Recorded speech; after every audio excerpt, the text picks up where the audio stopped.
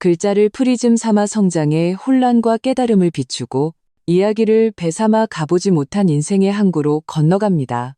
오늘 들려드릴 이야기는 김씨 집안에 시집 온 지 3년, 30명이나 되는 이 거대한 가족 안에서 내가 시종일관 남이었다는 사실을 오늘처럼 뼈저리게 깨달은 적은 없었다. 지금 나는 우리 집 거실의 넓은 통유리창 앞에 앉아 있다. 손가락은 무의식적으로 태블릿 PC의 매끄러운 화면을 스치고 있었다. 창밖의 햇살은 눈부시게 맑았지만 내 마음은 차갑게 얼어붙었다. 카카오 스토리 피드가 갑작스러운 경사 소식으로 도배되고 있었다. 남편 김진우의 동생, 즉 나의 시동생 김진호가 오늘 결혼을 했다. 수많은 사진과 짧은 영상들이 쉴 새 없이 올라왔다. 호텔 입구에 화려한 꽃아치, 연회장 안에 축 결혼이라는 글자, 그리고 고운 한복을 차려입고 입이 귀에 걸린 우리 시어머니, 온갖 친척들에게 둘러싸여 마치 여왕이라도 된 듯한 모습이었다. 온 가족 30명이 거의 한 명도 빠짐없이 그 사진과 영상 속에 등장했다. 축제 분위기가 화면을 뚫고 나올 지경이었다. 오직 나만 없었다. 어떤 연락도 초대도 없었다. 심지어 그 전까지 어떤 귀띔조차 없었다. 내 마음은 끝없이 가라앉았다. 단순히 배제되었다는 창피함 때문이 아니었다. 철저히 무시당하고 모욕받았다는 차가운 감각 때문이었다. 김진우는 내 남편은 알고 있었을까? 그는 지금 어디에 있는 걸까? 나와 김진우는 자유연애로 결혼했다. 우리 집은 꽤 유복한 편이었고 나는 외동딸이었다. 부모님은 중견기업을 운영하신다. 평범한 집안에 김진우와 결혼한다고 했을 때 부모님은 조금 망설이셨지만 내가 워낙 좋아하니 결국 허락하셨다. 결혼할 때 신혼집은 우리 집에서 사줬고 차도 혼수로 해왔다. 심지어 김진우가 나중에 사업을 시작할 때 종잣돈도 우리 집에 지원이 없었다면 불가능했을 것이다. 지난 3년간 나는 이 집에 최선을 다했다고 자부했다. 시어머니 건강이 좋지 않아 정기적으로 최고급 병원에 모시고 가서 건강검진을 받게 했고 비싼 홍삼이나 영양제도 아낌없이 사드렸다. 시동생 김진호의 직장이 불안정할 때마다 남편을 통해 알게 모르게 적지 않은 돈을 지원해 주었다. 나는 항상 생각했다. 어차피 한 가족인데 내 건 내 것을 나눌 필요가 뭐 있냐고. 하지만 지금 한 가족이라는 세 글자가 이토록 비참하게 들릴 수가 없었다. 나는 심호흡을 하며 애써 마음을 가라앉혔다. 흥분하면 안 돼. 침착해야 해. 나는 휴대폰을 들어 첫 번째로 김진우에게 전화를 걸었다. 한참 동안 신호음이 울린 뒤에야 전화가 연결되었다. 배경에서는 시끄러운 사람들의 말소리와 음악 소리가 들려왔다. 누가 봐도 결혼식 현장이었다. 여보, 서연이야. 김진우의 목소리에 미세한 당혹감이 묻어났다. 진우 씨, 어디야? 나는 최대한 평온한 목소리를 유지하려 애썼다. 나 회사에서 야근 중이야. 갑자기 급한 프로젝트가 터져서. 무슨 일이야? 여보? 그는 아무렇지 않은 척했지만 저편에서 들려오는 축포 소리와 사회자의 목소리가 마이크를 통해 전해져 왔다. 마치 내 뺨을 후려치는 소리 같았다. 내 마음은 완전히 식어버렸다. 그는 나를 속이는 것을 넘어 온 가족과 함께 나를 따돌리는데 동참하고 있었던 것이다. 아니야. 그냥 저녁에 뭐 먹고 싶은지 물어보려고. 나는 담담하게 말했다. 지금 사실을 터뜨리는 건 아무 의미가 없었다. 아무거나 당신이 정해. 나 지금 바빠서 이만 끊을게. 그는 서둘러 전화를 끊었다. 뚜 하는 신호음을 들으며 나는 휴대폰을 쥔 손에 힘을 주었다. 온 가족이 총동원된 이 성대한 잔치에서 나 혼자만 바보가 되어 있었다. 심지어 내 남편조차 내 반대편에 서기로 선택한 것이다. 바로 그때 초인종이 울렸다. 나는 의아했다. 이 시간에 누구지? 현관문 렌즈로 밖을 보니 놀랍게도 시누이 김진우의 누나인 김지영이었다. 그녀의 얼굴에는 감출 수 없는 고소하다는 듯한 표정이 어려 있었다. 문을 열자 김지영은 내가 들어오라는 말도 하기 전에 몸을 비집고 들어왔다. 화려하게 장식된 거실을 훑어보더니 과장된 말투로 말했다. 어머, 서연이 혼자 있었네? 참 조용하다. 나는 말없이 그녀를 쳐다보며 다음 연기를 기다렸다. 아이고, 내 정신 좀 봐. 중요한 걸 깜빡했네. 그녀는 마치 안타깝다는 듯 이마를 치며 가방에서 꽤나 저렴해 보이는 종이 가방을 꺼내 나에게 건넸다. 자, 이거 진호 오늘 결혼식 답례품이야. 엄마가 너한테 꼭 좀 갖다 주라고 하셔서. 네가 오진 못했지만 이 쿠키라도 먹고 좋은 기운이라도 받으라고. 나는 결혼식장 사진에서 봤던 고급스러운 답례품과는 전혀 어울리지 않는 그 싸구려 쿠키 봉지를 보며 속으로 비웃었다. 이건 자선인가? 아니면 또 다른 모욕인가? 김지영은 목소리를 낮췄지만 내가 똑똑히 들으라는 듯 의도적으로 속삭였다. 엄마가 그러시는데 너는 어차피 남이니까 우리 김씨 집안 사람들끼리 하는 이런 결혼식에 굳이 너까지 부를 필요는 없다고. 괜히 와서 불편하게 있느니 그게 낫지 않겠냐고. 남이니까 부를 필요 없다는 몇 마디 말이 얼음 조각이 밝힌 바늘처럼 내 심장을 후벼 팠다. 나의 3년간의 헌신이 시어머니에게는 이토록 명확한 위치 설정으로 돌아온 것이었다. 김지영은 순간 창백해진 내 얼굴을 만족스럽게 바라보며 가식적으로 덧붙였다. 서연아, 너무 마음에 두지 마. 엄마가 원래 좀 직설적이시잖아. 그리고 진호가 이번에 결혼하는 애가 강남 쪽 아가씨라 좀 까다롭거든. 괜히 네가 와서 말실수라도 하거나 분위기 어색하게 만들면 신부 측에서 우리 집안 흉볼까봐 엄마가 걱정하셔서 그런 거야.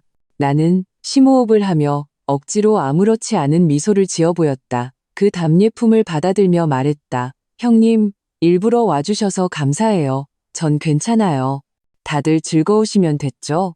김지영은 나의 평온한 반응이 의외였는지 나를 위아래로 훑어보았다. 예상했던 분노나 절망을 보지 못해 실망한 눈치였다. 그녀는 몇 마디 가시돋친 말을 더 던지고는 허리를 흔들며 떠났다. 문이 닫히고 세상은 다시 고요해졌다.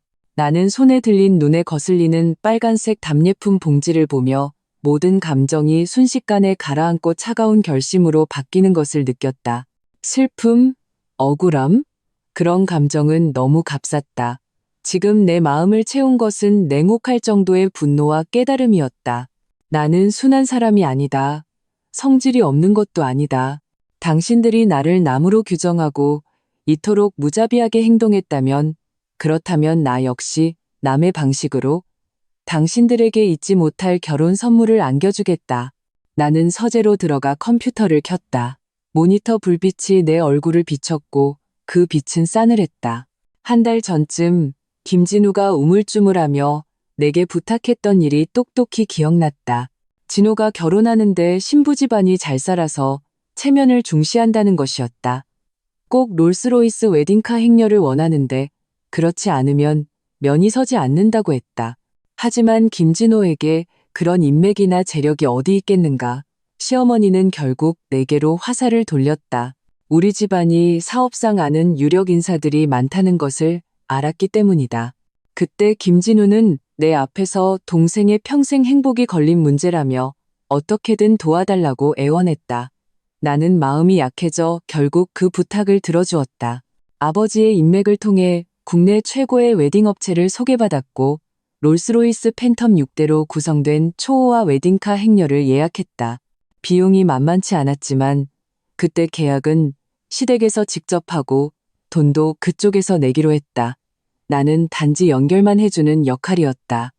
계약은 김진호의 이름으로 했지만 모든 연락과 확인 절차는 웨딩업체에서 직접 나와 진행했다.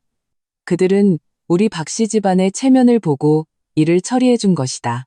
그때 시어머니는 내 손을 잡고 자애로운 얼굴로 말했다.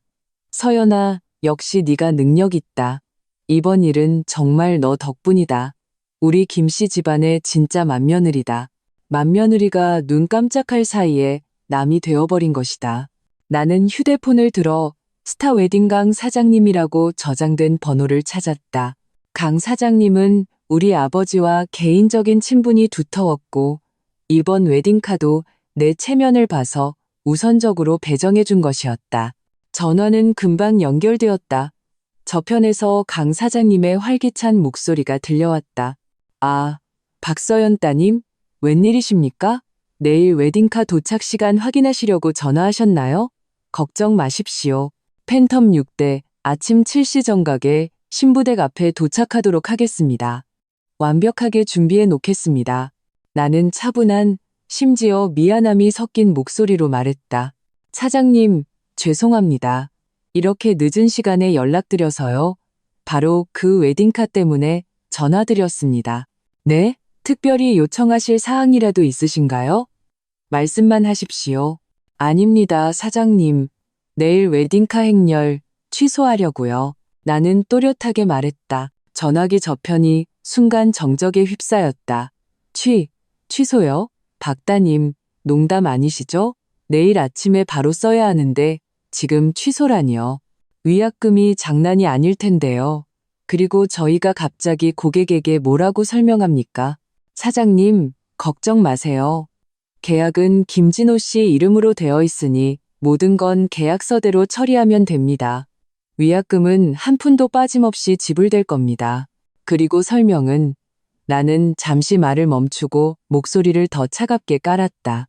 그냥 박서연 씨 개인적인 사정으로 취소되었다고 직접 전해주시면 됩니다. 모든 책임은 제가 지겠습니다. 불편을 드려 죄송합니다. 나중에 아버지를 통해 식사 대접하며 정식으로 사과드리겠습니다. 강 사장님은 눈치가 빠른 사람이었다. 내 말을 듣자마자 그리고 이 일을 처음 연결해준 사람이 나고 지금 취소하는 사람도 나라는 사실을 통해 집안에 심상치 않은 문제가 생겼음을 직감했다. 그는 더 이상 묻지 않고 깔끔하게 말했다. 알겠습니다. 박따님, 무슨 말씀이신지 이해했습니다. 말씀하신 대로 처리하겠습니다. 바로 아래에 연락해서 차량 운행 취소시키겠습니다. 다른 건 따님이 알아서 처리하십시오. 저희 쪽은 문제 없습니다. 감사합니다, 사장님. 전화를 끊고 나는 와인바로가 레드와인 한 잔을 따랐다. 검붉은 액체가 크리스탈 잔에서 부드럽게 흔들리며 내 냉정하다 못해 냉혹한 눈빛을 비췄다. 시어머니, 제가 남이라고 하셨죠? 제 헌신은 당연하고 제 체면은 마음대로 이용한 뒤 버려도 된다고 생각하셨죠? 좋아요. 그럼 당신들이 남으로 규정한 사람이 얼마나 우아한 방식으로 당신들이 그토록 기대했던 결혼식을 철저한 웃음거리로 만들어버리는지 똑똑히 보여드리죠. 그날 밤 나는 놀랍도록 편안하게 잠들었다. 뒤척임도 억울한 눈물도 없었다. 오직 폭풍전야의 기이한 평온함만이 존재했다. 와인 덕분인지 베개에 머리를 대자마자 깊은 잠에 빠져들었다. 꿈조차 꾸지 않았다. 다음 날 나는 미친 듯이 울리는 휴대폰 진동 소리에 잠이 깼다. 창밖은 아직 동이 트기 전 잿빛이었다. 휴대폰을 보니 김진우에게서 온 수십 통의 부재중 전화와 빗발치는 카카오톡 메시지가 와 있었다. 서연아, 어디야? 왜 전화 안 받아? 큰일 났어. 웨딩카 업체랑 연락이 안 돼. 웨딩카가 취소됐다고 연락 왔대. 네가 한 짓이야? 박서연, 너 미쳤어? 전화 좀 받아. 엄마 아빠 지금 난리 나셨어. 신부는 이미 메이크업 다 하고 기다리고 있다고. 서연아, 제발 부탁할게. 전화 받아. 무슨 일이든 나중에 얘기하고 일단 눈앞의 문제부터 해결하자. 응? 나는 그 글자들을 보며 전화기 저편에서 안절부절못하며 분노에 차 있을 김진우의 모습을 상상했다. 나는 답장하지 않았다. 그저 침착하게 일어나 씻고 간단한 아침 식사를 준비했다. 따뜻한 우유와 바삭한 토스트. 내 안의 얼음장처럼 차갑고 단단한 복수심과는 극명한 대조를 이루었다. 나는 지금쯤 김씨 집안이 완전히 뒤집어졌으리라는 것을 알았다. 역시나 내가 아침 식사를 막 마쳤을 때 현관문이 열쇠로 거칠게 열리는 소리가 났다. 김진우가 뛰어들어왔다. 머리는 헝클어져 있었고 눈은 핏발이 서 있었다. 어제 입었던 정장은 구겨진 채였다. 밤을 샌 것이 분명했다. 박서연. 그는 내 앞으로 달려와 믿을 수 없다는 분노에 찬 목소리로 외쳤다. 당신 짓이지? 당신이 웨딩카 취소시킨 거 맞지? 나는 식탁에 앉아 냅킨으로 입가를 닦으며 그를 올려다보았다. 눈빛은 조금의 흔들림도 없이 평온했다. 맞아. 그런데, 지금 그런데라는 말이 나와? 김진우는 내 평온함에 불이 붙은 듯 테이블을 세게 내리쳤다. 접시가 요란한 소리를 내며 흔들렸다. 오늘이 무슨 날인 줄 알아? 진호 결혼식이야. 롤스로이스 웨딩카가 없으면 신부가 어떻게 생각하겠어? 신부 집안은? 이건 결혼식을 망치려고 작정한 거잖아. 나는 분노로 일그러진 그의 얼굴을 보며 그에 대한 마지막 기대마저 산산조각 나는 것을 느꼈다. 이 와중에도 그는 결혼식, 동생의 체면, 신부 측에 대한 변명만을 생각하고 있었다. 내가 왜 그랬는지는 단 한마디도 묻지 않았다. 어제 내가 어디에 있었는지, 내 기분은 어땠는지, 결혼식을 망쳐? 나는 그 말을 나지막이 되뇌며 차가운 미소를 지었다. 김진우 씨, 당신과 당신 가족 눈에나 박서연은 대체 뭐야? 김진우는 내 질문에 말문이 막힌 듯 잠시 멈칫했다. 하지만 이내 다시 격앙된 목소리로 말했다. 지금 그런 얘기할 때가 아니잖아. 서연아, 당신이 무슨 억울한 일이 있었든 간에 지금 당장 강 사장님한테 전화해서 웨딩카 다시 보내달라고 해. 돈은 얼마든지 줄 테니까. 제발 부탁이야. 억울한 일? 나는 자리에서 일어나 그에게 다가갔다. 조급함과 분노로 붉어진 그의 얼굴을 올려다보며 말했다. 김진우 씨, 말해봐. 어제 당신을 포함한 당신네 가족 30명은 다 어디에 있었지? 김진우의 눈빛이 순간 흔들렸다. 그는 자신감 없는 목소리로 변명했다. 나는 회사에서 야근했다고 말했잖아. 야근?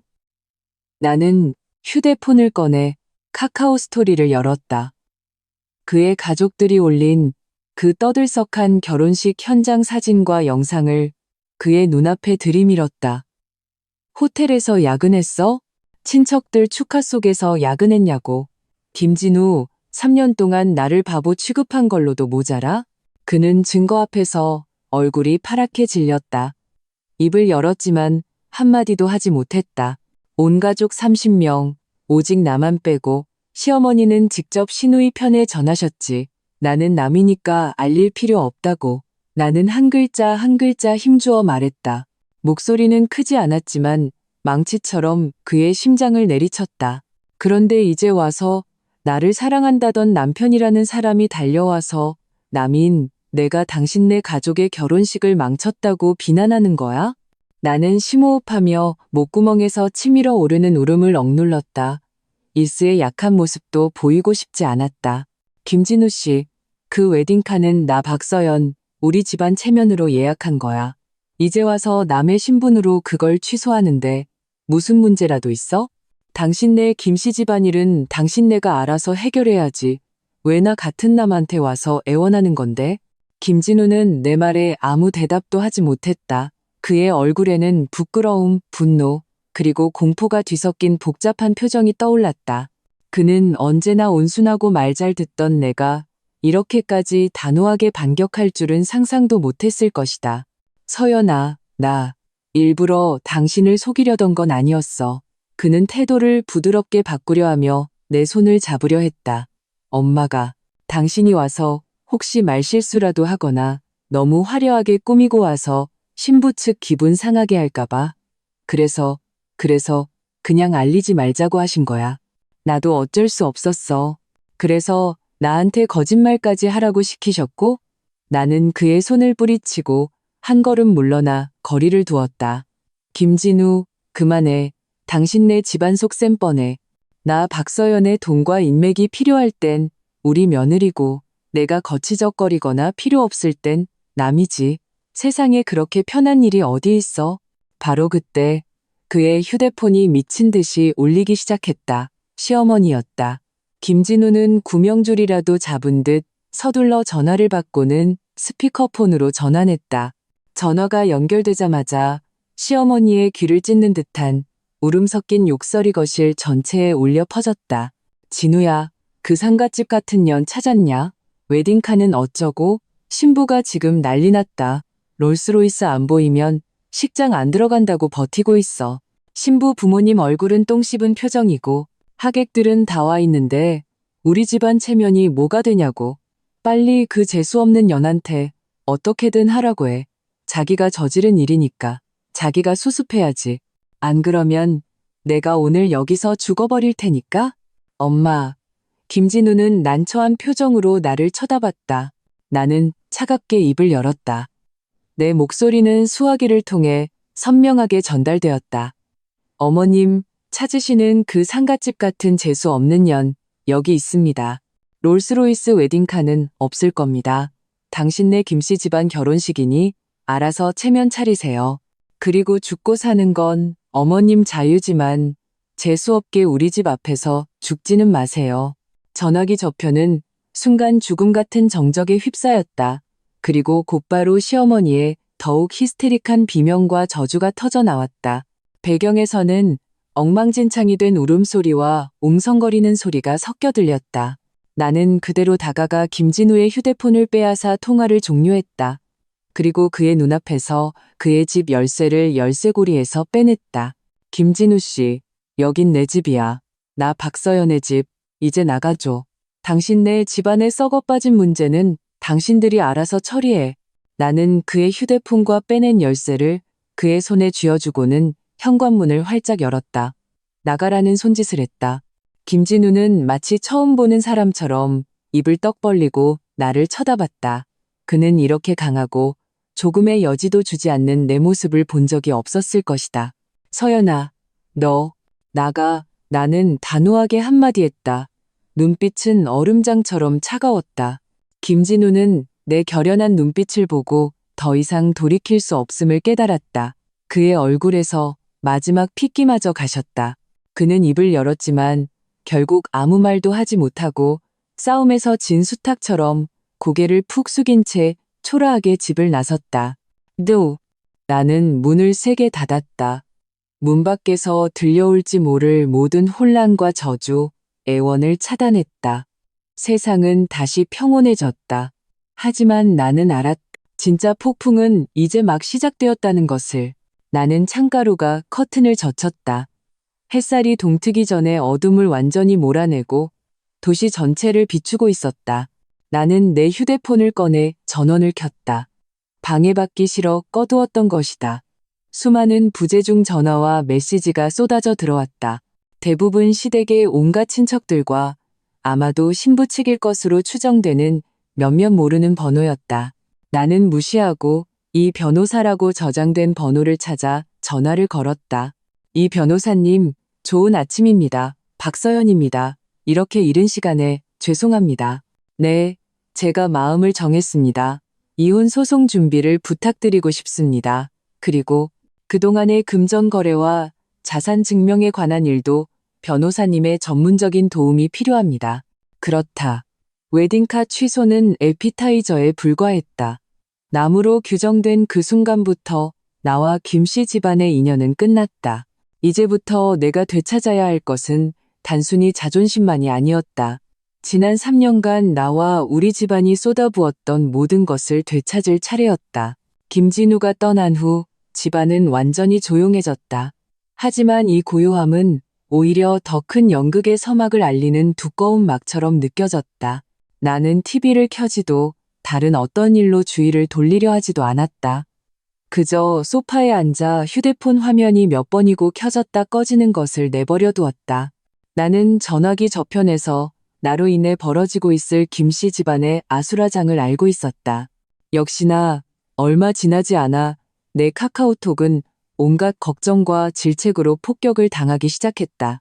먼저 평소 그나마 몇 마디 나누던 시댁 쪽 먼 친척 몇몇이 조심스러운 말투로 혹시 오해가 있는 것 아니냐며 대의를 위해 일단 결혼식부터 잘 마무리하는 게 어떻겠냐고 설득해왔다. 나는 일괄적으로 걱정해 주셔서 감사합니다. 집안일이라 자세히 말씀드리기 어렵네요라고 답장하고 더 이상 상대하지 않았다. 그 다음은 시누이 김지영이었다. 그녀는 60초짜리 음성 메시지를 연달아 보냈다. 하나를 열자마자 귀를 찢는 듯한 그녀의 고함이 터져 나왔다. 박서연, 너 진짜 독하다. 너 지금 당장 호텔로 안 튀어와. 신부한테 무릎 꿇고 사과하고 웨딩카 다시 불러놔. 안 그러면 우리 김씨 집안이 너 가만 안 둘 줄 알아. 들었어? 못 들었어? 나는 끝까지 들을 가치도 없어. 바로 알림을 꺼버렸다. 그녀와 말싸움을 하는 것은 내 격만 떨어뜨릴 뿐이었다. 그리고 명목상의 시어머니. 그녀는 다른 번호로 전화를 걸어왔다. 이번에는 히스테릭한 저주가 아닌 울음 섞인 호소였다. 서연아, 내가 잘못했다.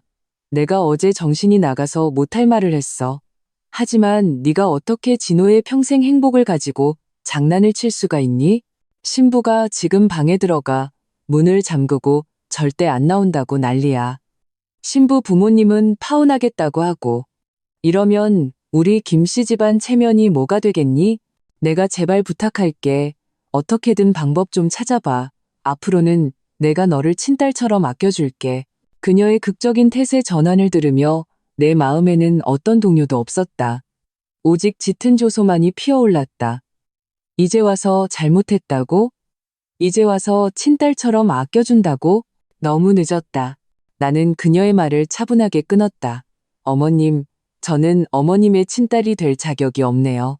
그리고 체면은요, 당신들이 스스로 깎아내린 거지 저와는 상관없습니다. 말을 마치자마자 전화를 끊고 그 번호도 차단했다. 세상이 조금 조용해진 것 같았다.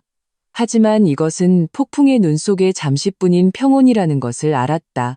진짜 하이라이트는 결혼식 현장에서 벌어지고 있을 터였다. 나는 카카오톡에서 그랜드 호텔 이 부장이라는 연락처를 찾았다. 결혼식이 열리는 이 5성급 호텔은 내가 예전에 예약을 도와준 곳이었다. 우리 회사가 협력업체라 좋은 할인율과 가장 좋은 홀을 배정받을 수 있었다. 그때 시어머니와 김진호는 내게 1000번만번 고맙다고 했었다.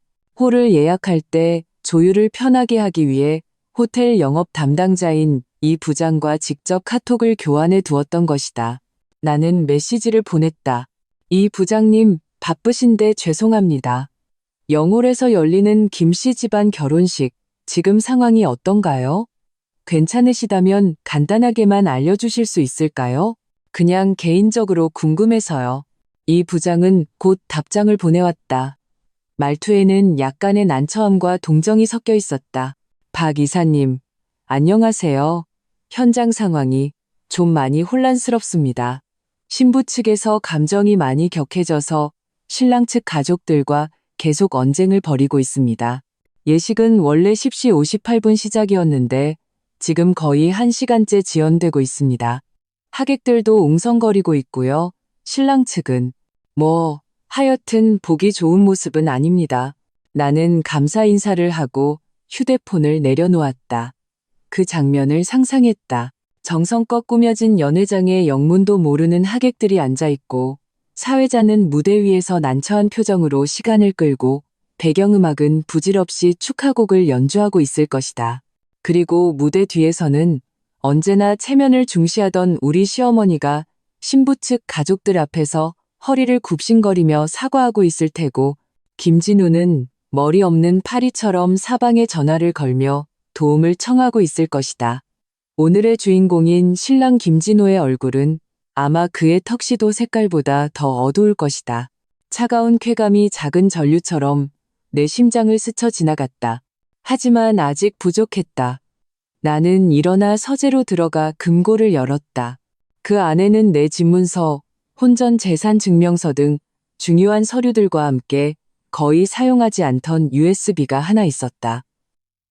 나는 USB를 꺼내 컴퓨터에 꽂았다. 그 안에는 몇 년간의 가계 지출 기록, 계좌 이체 증빙, 그리고 몇 개의 녹음 파일이 분류되어 저장되어 있었다. 그렇다. 녹음, 떳떳한 습관은 아니었다. 하지만 김씨 집안에 시집 온 지 2년째 되던 해 시어머니와 시누이가 겉으로는 친한 척하면서 속으로는 나를 계산적으로 대한다는 느낌을 받은 후부터 나는 만일을 대비했다. 특히 돈 문제나 우리 집안에 관한 이야기를 할 때 분위기가 이상하면 무의식적으로 휴대폰 녹음 기능을 켰다. 나는 한 폴더를 열었다. 몇 개의 음성 파일이 있었다. 헤드폰을 끼고 무작위로 하나를 재생했다. 서연아, 내가 너한테 뭐라고 하는 게 아니라 너희 집 그렇게 돈도 많은데 진우가 지금 사업 자금 필요하다잖아. 내 손가락 사이로 조금만 새어 나와도 걔가 사업하는 데는 충분할 텐데 다 한 가족인데 내 건 내 것이 어디 있니? 시어머니의 목소리였다. 너무나 당연하다는 듯한 말투. 다른 파일을 열었다. 신호이 김재영의 목소리였다. 옳게, 봐봐. 진호가 직장이 계속 불안정하잖아. 옳게는 인맥도 넓으니까 아버지께 말씀 좀 드려서 회사에 한가한 자리 하나 만들어주면 안 돼? 돈 많이 주고 일 없는 그런 자리. 어차피 옳게네 회사 그렇게 큰데 걔 하나쯤이야 뭐. 또 다른 파일은 김진우의 목소리였다. 여보, 이번에 진호 결혼하는데 신부 측에서 꼭 롤스로이스 웨딩카를 원한대. 엄마가 이것 때문에 잠도 못 주무셔. 당신 힘든 거 알지만 좀 도와줘라. 내 친동생이잖아. 내가 나중에 당신한테 2배로 잘할게. 이 익숙한 목소리들, 한때는 가족이니까 그럴 수 있다고 생각했던 그 스스럼 없는 말들이 지금은 차가운 칼날이 되어 따뜻한 정이라는 가면을 벗겨내고 그 밑에 노골적인 요구와 계산을 드러냈다. 나는 오디오를 끄고 마음속 마지막 망설임마저 사라지는 것을 느꼈다. 이것들은 나중에 유용하게 쓰일 것이다. 그리고 나는 지난 3년간 나와 내 부모님이 나를 통해 김씨 집안에 지원했던 경제적 기록들을 정리하기 시작했다. 은행 이체 증빙들이 있었다. 대부분 증여나 가족 지원 명목이었지만 금액과 빈도가 그 자체로 증거였다. 김진호의 아파트 계약금을 보태준 이체 기록도 있었다. 그때는 빌려주는 것이라고 했지만 차용증은 아직까지 받지 못했다. 시어머니의 비싼 병원비를 지불한 영수증도 있었다. 이번 웨딩카 예약금 결제 내역 캡처도 있었다. 계약은 김진호가 했지만 예약금은 내가 대신 내주었고 나중에 갚겠다고 했지만 당연히 아직 갚지 않았다. 하나하나의 내역이 명확했다. 나는 예전에 한 가족이니까 굳이 그렇게 명확하게 계산할 필요가 없다고 생각했다. 지금 생각해보니 내가 너무 순진했다. 나는 그들을 가족으로 생각했지만 그들은 나를 단지 현금 인출기이자 발판으로만 여겼던 것이다. 이 증거들을 정리하는데 꽤 많은 시간이 걸렸다. 다시 고개를 들었을 때는 이미 오후 2시가 넘었다. 휴대폰 화면이 켜졌다. 김진우에게서 온 장문의 카카오톡 메시지였다. 더 이상 분노에 찬 질책이 아니었다. 피로와 애원이 섞여 있었다. 서연아, 결혼식은 완전히 망했어. 신부 측에서 그 자리에서 파혼을 선언하고 딸 데리고 가버렸어. 하객들은 웅성거리다 흩어졌고 엄마는 충격으로 쓰러져서 병원에 실려가셨어. 아빠도 혈압이 오르셨고 지금 집안은 엉망진창이야. 이번 일은 우리 집이 잘못한 거 알아. 내 마음에 깊은 상처를 줬어. 내가 엄마 대신 사과할게. 1000번 만번 우리가 잘못했어. 하지만 서연아, 우리가 아무리 잘못했어도 네가 이런 식으로 복수하면 안 되는 거였어. 이제 진호 결혼은 깨졌고 부모님은 충격으로 아프시고 우리 집안은 온 동네 웃음거리가 됐어. 정말 이렇게까지 해야 속이 시원했어? 우리 얘기 좀 하자. 네가 집에 있는 거 알아. 나 지금 아파트 밑에 와 있어. 나는 창가로가 커튼을 살짝 젖히고 아래를 내려다보았다. 역시나 내가 그와 함께 사러 갔던 그의 차가 주차되어 있었다. 그는 차문에 기댄 채 고개를 숙이고 있었다. 그 모습이 무척이나 초라해 보였다. 예전 같았으면 그의 저런 모습에 마음이 아파서 당장 내려가 무슨 일이냐고 물었을 것이다. 하지만 지금 내 마음은 차가운 무관심으로 가득했다. 그의 글에는 여전히 내 복수가 너무 심했다는, 내가 너무 매정했다는 뉘앙스가 깔려 있었다. 그들이 어떻게 나를 배제하고 남으로 규정하고 뻔뻔하게 나를 이용하고 짓밟았는지에 대해서는 한마디도 없었다. 나는 간결하게 2글자를 답장했다. 안타깝네. 그리고 그가 혹시나 희망을 가질까봐 2번째 메시지를 보냈다. 자업자득이지. 전송 성공. 나는 그의 모든 연락처를 차단했다. 이어서 나는 아버지께 전화를 걸었다. 신호음이 한 번 울리자마자 전화가 연결되었다. 아버지의 차분한 목소리가 들려왔다. 서연아. 아버지의 목소리를 듣는 순간 억지로 세웠던 굳건함에 금이 가는 것 같았다. 코끝이 시큰해졌지만 나는 재빨리 감정을 추스르고 말했다. 아빠, 저 큰일을 좀 저지르려고 해요. 전화기 저편에서 몇 초간의 침묵이 흘렀다. 그리고 아버지의 목소리는 여전히 차분했지만 의심할 여지 없는 지지가 담겨 있었다. 네가 하고 싶은 대로 해라. 하늘이 무너져도 아빠가 버텨줄게. 아빠가 뭘 해주면 되겠니? 나는 심호흡을 하고 오늘 있었던 일과 그동안의 발견, 그리고 내 결심을 간결하게 말씀드렸다. 아버지는 다 듣고 나서 김씨 집안을 바로 비난하지 않으셨다. 그저 냉정하게 물으셨다. 증거는 다 정리해뒀니? 정리하고 있어요. 그래, 내 몸 잘 챙기고 변호사 필요하면 왕 변호사 연락처 줄게. 그 친구가 이런 일 처리하는 데는 전문가야. 아버지는 잠시 말을 멈췄다가 목소리에 차가운 기운을 담아 말씀하셨다. 김씨 집안 쪽은 걱정 마라. 내가 어떻게 처리해야 할지 안다. 우리 박씨 집안 딸을 그렇게 함부로 대할 순 없지. 전화를 끊자 마음이 훨씬 든든해졌다. 나는 혼자가 아니었다. 내 뒤에는 강력한 우리 집안이 있었다. 나는 다시 컴퓨터 앞에 앉아 성명서를 작성하기 시작했다. 김씨 집안에 보여주기 위한 것이 아니었다. 가장 친하고 김씨 집안의 흑백 논리에 휘둘릴 가능성이 있는 몇몇 친구들에게 보내기 위한 것이었다. 나는 선수를 쳐야 했다. 일의 전말을 가장 객관적이고 냉정한 언어로 설명해야 했다. 동정을 얻기 위함이 아니었다. 단지 적반하장으로 당하고 싶지 않았을 뿐이다. 마지막 글자를 입력했을 때 창밖은 이미 어둠이 내리고 있었다. 김진우는 아파트 밑에서 밤을 샜다. 다음 날 아침 커튼을 열었을 때 본 광경이었다. 그의 차는 여전히 그 자리에 있었고 그는 운전석에 몸을 웅크린 채였다. 초라하고 불쌍해 보였다. 예전 같았으면 마음이 약해져 외투라도 가져다주고 따뜻한 물이라도 한 잔 건넸을 것이다. 하지만 지금 내 마음은 무감각한 얼음장 같았다. 악어의 눈물은 어떤 동정도 살 수 없다. 나는 그의 존재를 무시하고 평소처럼 씻고 아침을 먹고 뉴스를 봤다. 김씨 집안 관련 연락처는 모두 차단해서 휴대폰은 이상할 정도로 조용했다. 세상이 깨끗해진 것 같았다. 하지만 나는 이 평온이 폭풍의 눈 속의 가짜 평온이라는 것을 알았다. 김씨 집안이 이대로 물러날 리가 없었다. 역시나 오전 10시쯤 초인종이 미친 듯이 울렸다. 현관렌즈로 보니 김진우가 아니었다. 신우이 김지영과 그녀의 남편이었다.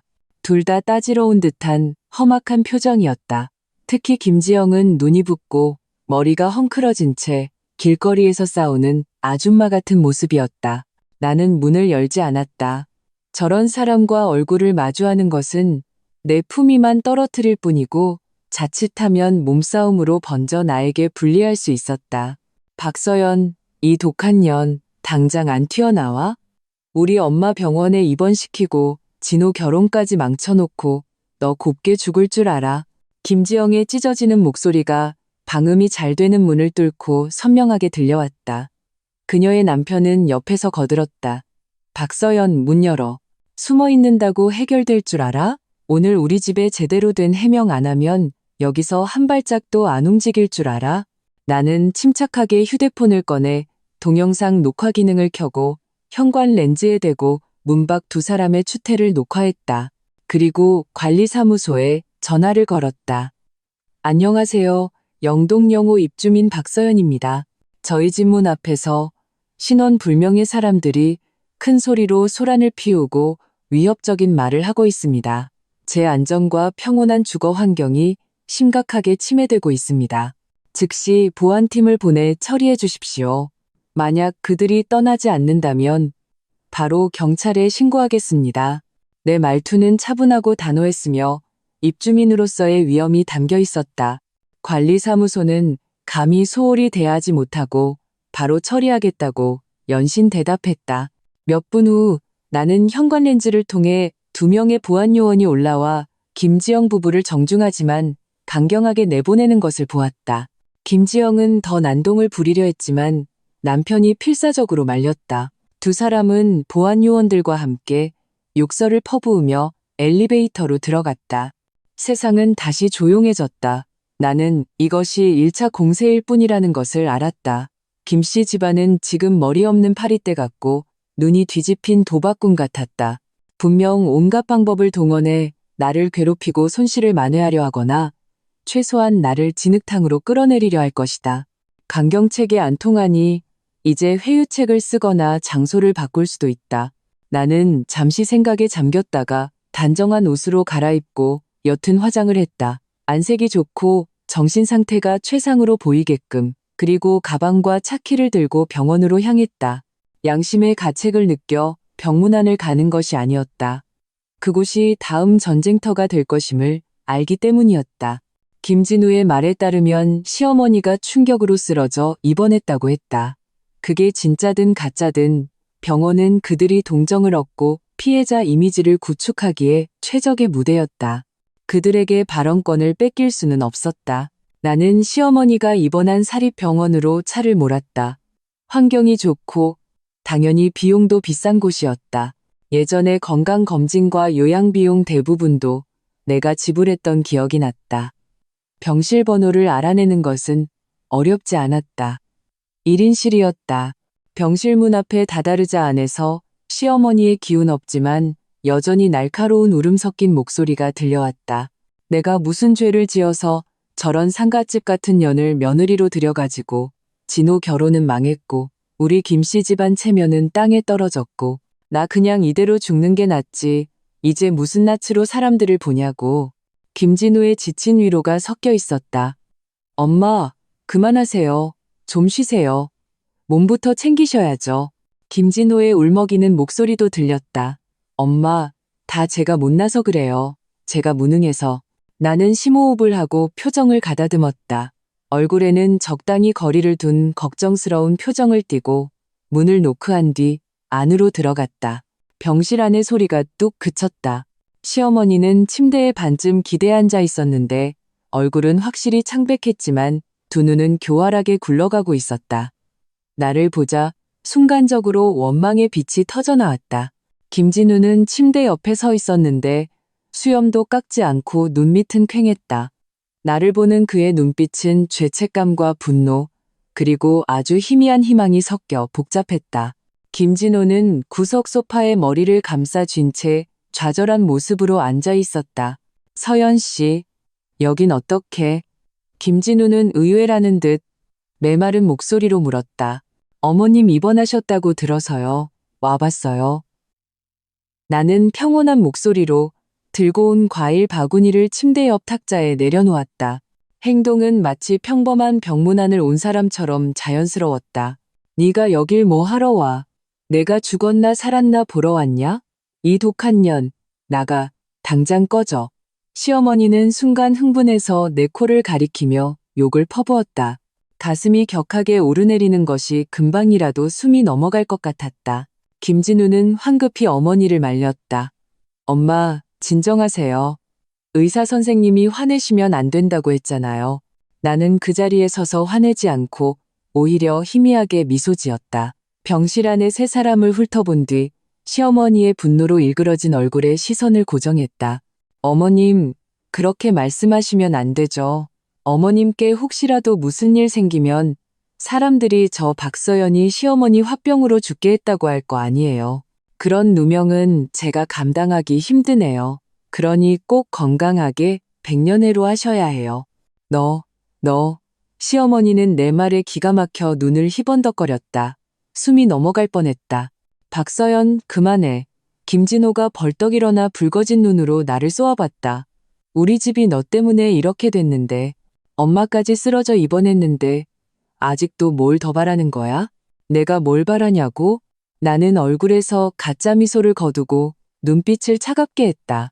김진호 씨, 나를 비난하기 전에 질문에 하나만 답해봐. 어제 당신 결혼식, 왜 온 가족 30명이 다 갔는데 나만 빼놓고 연락 안 했지? 내 눈 똑바로 보고 합당한 이유를 설명해봐. 김진호는 내 날카로운 시선에 기가 죽어 눈을 피하며 우물쭈물 말했다. 그건 엄마 뜻이었고. 나는 그때 너무 바빠서 신경 쓸 겨를이 없었어. 엄마 뜻? 나는 시어머니에게로 고개를 돌렸다. 어머님, 그럼 모두의 앞에서 다시 한번 말씀해 주시죠. 왜 저는 남이라서 알릴 필요가 없었는지요. 시어머니는 화가 나서 몸을 부들부들 떨며 말을 잇지 못했다. 김진우가 상황을 수습하려 했다. 서연아, 지난 일은 그냥 덮자.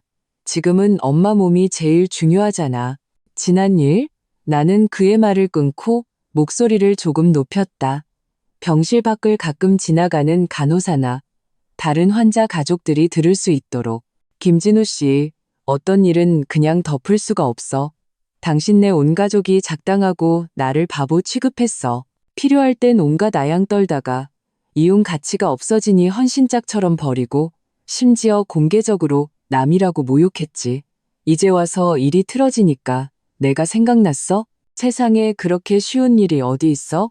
나는 휴대폰을 꺼내 그들의 눈앞에서 이전에 저장해둔 녹음 파일을 재생했다. 바로 어제 김지영이 우리 집에 와서 시어머니의 죄는 남이니까 알릴 필요 없어라는 말을 전하던 선명한 녹음이었다. 엄마가 그러시는데 너는 어차피 남이니까 우리 김씨 집안 사람들끼리 하는 이런 결혼식에 굳이 너까지 부를 필요는 없다고. 김지영의 고소하다는 듯한 말투와 시어머니의 그 차가운 말이 조용한 병실 안에 유난히 날카롭게 울려 퍼졌다. 시어머니의 얼굴은 순간 새하얗게 질렸다. 김진우와 김진호도 경악했다. 그들은 내가 녹음까지 했을 줄은 전혀 예상하지 못했던 것이다. 네가 감히 녹음을 해? 너 진짜 음흉한 년이구나. 시어머니가 비명을 질렀다. 음흉하다고? 나는 비웃었다. 앞에서는 한이터, 뒤에서는 딴짓하며 이용하고 버리는 당신들의 행동에 비하면 제 자신을 보호하기 위한 이 정도 수단이 뭐 그리 대단한가요? 이건 그중 일부일 뿐이에요. 당신들이 얼마나 뻔뻔하게 우리 집안에 손을 벌리고 우리 집 재산을 어떻게 계산했는지에 대한 더 멋진 발언들을 틀어드릴까요? 세 사람은 순간 얼어붙었다. 특히 김진우는 얼굴이 잿빛이 되어 감히 나와 눈을 마주치지 못했다. 나는 휴대폰을 집어넣고 평온하지만 단호한 목소리로 말했다. 제가 오늘 온 건 당신들과 싸우기 위해서도 사과를 듣기 위해서도 아닙니다. 당신들의 사과는 한 푼의 가치도 없으니까요. 저는 단지 몇 가지 사실을 명확히 알려주기 위해 왔습니다. 나는 그들을 차례로 훑어보았다. 첫째, 김진우 씨와 저의 결혼은 이걸로 끝입니다. 이혼 합의서는 제 변호사가 곧 준비할 겁니다. 둘째, 지난 3년간 저와 제 부모님이 김씨 집안에 지원한 모든 경제적 지원, 김진호 씨 아파트, 계약금 일부, 시어머니 병원비, 그리고 이번 웨딩카 예약금 등을 포함한 모든 금액을 돌려받을 준비를 하십시오. 변호사를 통해 정식으로 청산하겠습니다. 셋째, 오늘부로 저와 당신들 김씨 집안의 인연은 끝입니다. 다시는 저를 괴롭히려 하지 마세요. 그렇지 않으면 이 녹음 파일과 계좌 이체 기록들이 법정 증거가 되거나 더 많은 사람들의 카카오 스토리에 올라가는 걸 보게 될 겁니다. 말을 마친 나는 그들의 창백한 얼굴과 경악에 찬 눈빛을 더 이상 보지 않고 우아하게 돌아서 병실 문을 열었다. 문 밖에는 역시나 몇 명의 간호사와 환자 가족들이 지나가는 척하며 귀를 기울이고 있었다. 병원에서 나와 차에 앉아 나는 바로 시동을 걸지 않았다. 차창은 바깥 세상과 나를 단절시켰고 차 안은 고요했다. 점차 안정되는 내 가쁜 숨소리만이 들려왔다. 방금 병실에서는 냉정하다 못해 냉혹하게 행동했지만 녹음 파일을 재생할 때 내 손가락이 미세하게 떨렸다는 것은 나 자신만이 알았다. 그것은 두려움이 아니었다. 모든 것을 쏟아낸 뒤의 허탈감, 그리고 더 깊은 결단이었다. 김씨 집안과는 더 이상 어떤 온정도 남아있지 않았다. 남은 것은 노골적인 이해관계의 청산뿐이었다. 나는 심호흡을 하고 아버지가 소개해준 이 변호사에게 전화를 걸었다. 이 변호사의 목소리는 법조인 특유의 이성적인 침착함이 묻어났다. 박서연 씨, 안녕하세요. 아버님께 대략적인 상황은 전달받았습니다. 걱정 마십시오. 이런 종류의 가사 분쟁은 저희가 많이 처리해봤습니다. 변호사님, 부탁드립니다. 나는 오늘 병원에 갔던 상황과 내가 가진 증거들, 녹음 파일, 계좌 이체 기록 등을 간단히 설명했다. 이 변호사는 조용히 듣고 난 후 명료하게 말했다. 박서연 씨, 아주 잘하셨습니다.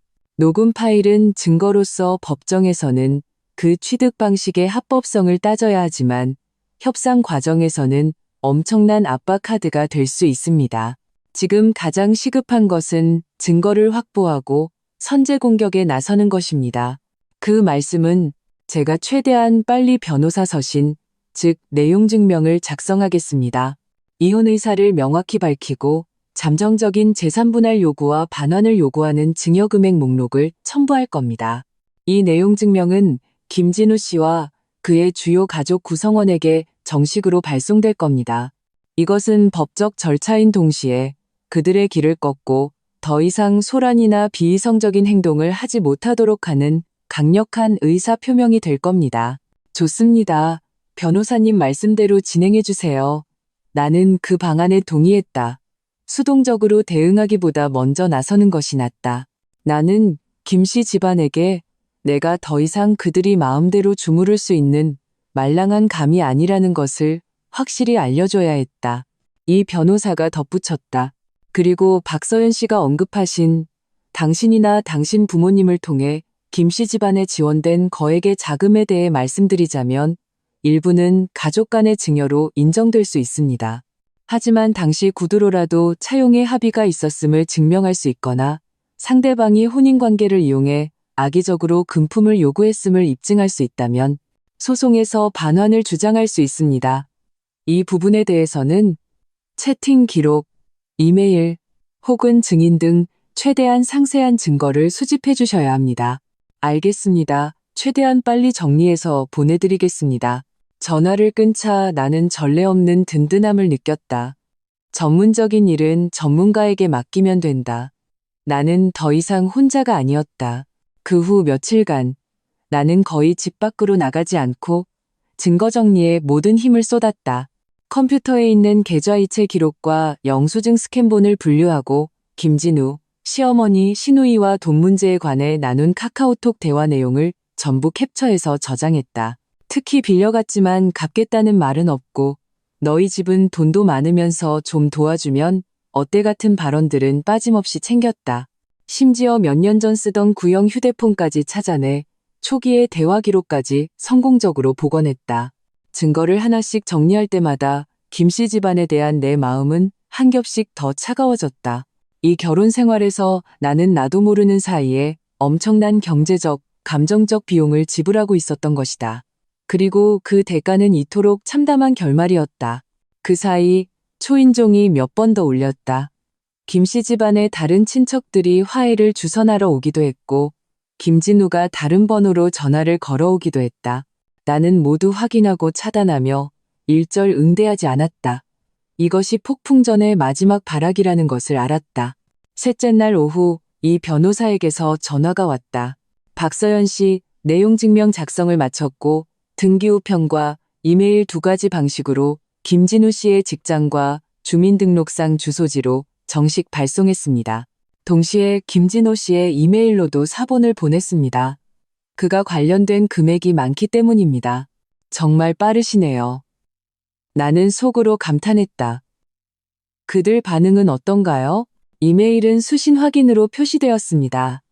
그리고 방금 김진우 씨에게서 전화가 왔습니다. 이 변호사의 목소리에 미세한 조소가 섞여 있었다.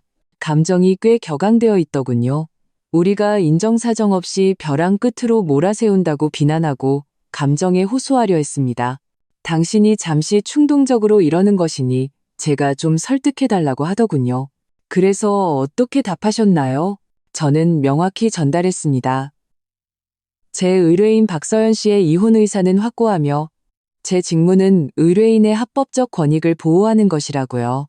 만약 이의가 있다면 법적 절차를 통해 해결하거나 그의 변호사를 통해 저와 소통하라고 했습니다. 또한 내용 증명에서 요구한 7일 이내의 답변 기한이 오늘부터 시작된다는 점도 상기시켜 주었습니다. 잘하셨습니다. 나는 전화기 저편에서 분노하면서도 어쩔 줄 몰라 하는 김진우의 모습을 상상할 수 있었다. 그는 아마도 내가 마음이 약해져서 예정을 봐서 없던 일로 할 것이라고 환상에 빠져 있었을 것이다. 참으로 순진하고 가소로웠다. 수고하셨습니다.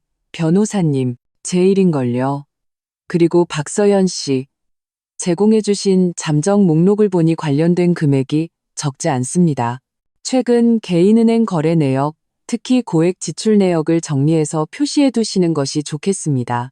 동시에 당신 명의의 자산, 예를 들어 혼전에 구입한 부동산이나 차량 등의 소유권이 명확한지 다시 한번 확인해서 상대방이 궁지에 몰렸을 때 비이성적인 행동을 하지 못하도록 대비해야 합니다. 이 변호사의 조언은 시기적절했다. 내 아파트는 혼전 개인 재산이라 공증까지 해두어 문제가 없었다. 하지만 다른 부분은 나는 잠시 생각하다가 말했다. 변호사님, 제 명의로 발급된 가족카드 몇 개를 김진우 씨가 사용하고 있습니다. 당장 정지시키려고 합니다. 가능합니다. 그것은 당신의 합법적인 권리입니다.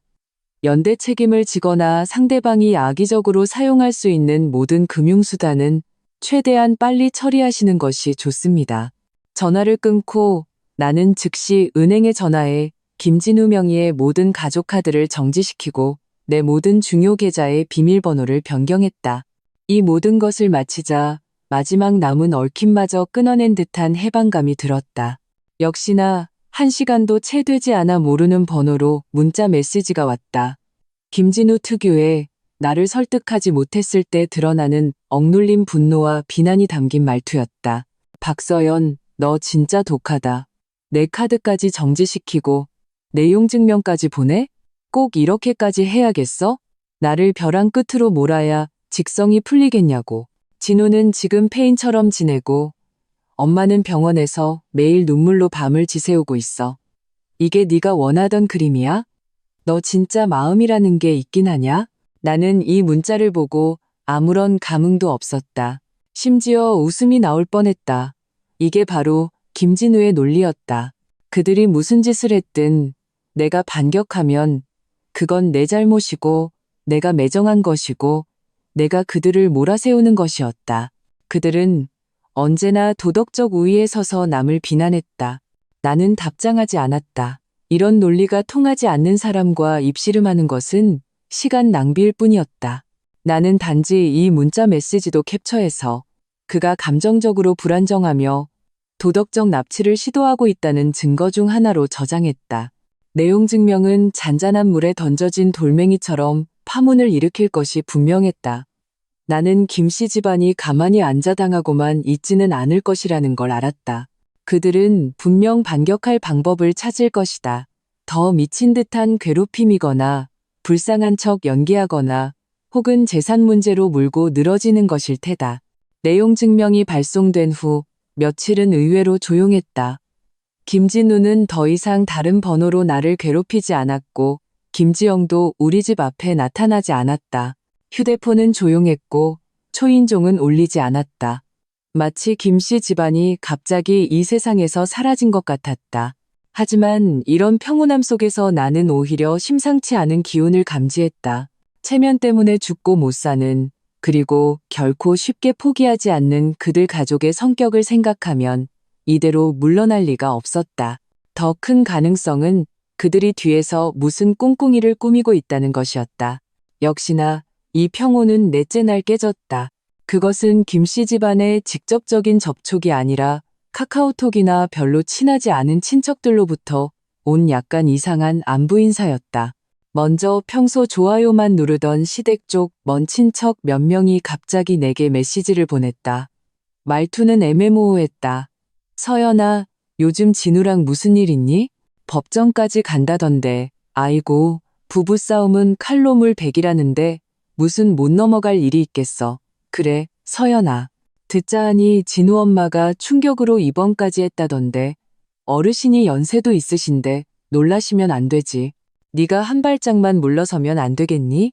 이어서 대학 시절 룸메이트, 졸업 후에는 연락이 뜸했던 친구에게서도 카톡이 왔다. 서연아, 무슨 일이야? 방금 김진우가 카카오 스토리에 엄청 우울한 글 올렸던데 사람 마음 알 수 없고 진심을 줬더니 배신으로 돌아왔다. 뭐 이런 내용의 병원복도 사진까지 올렸어. 너희 무슨 일 있는 거 아니지?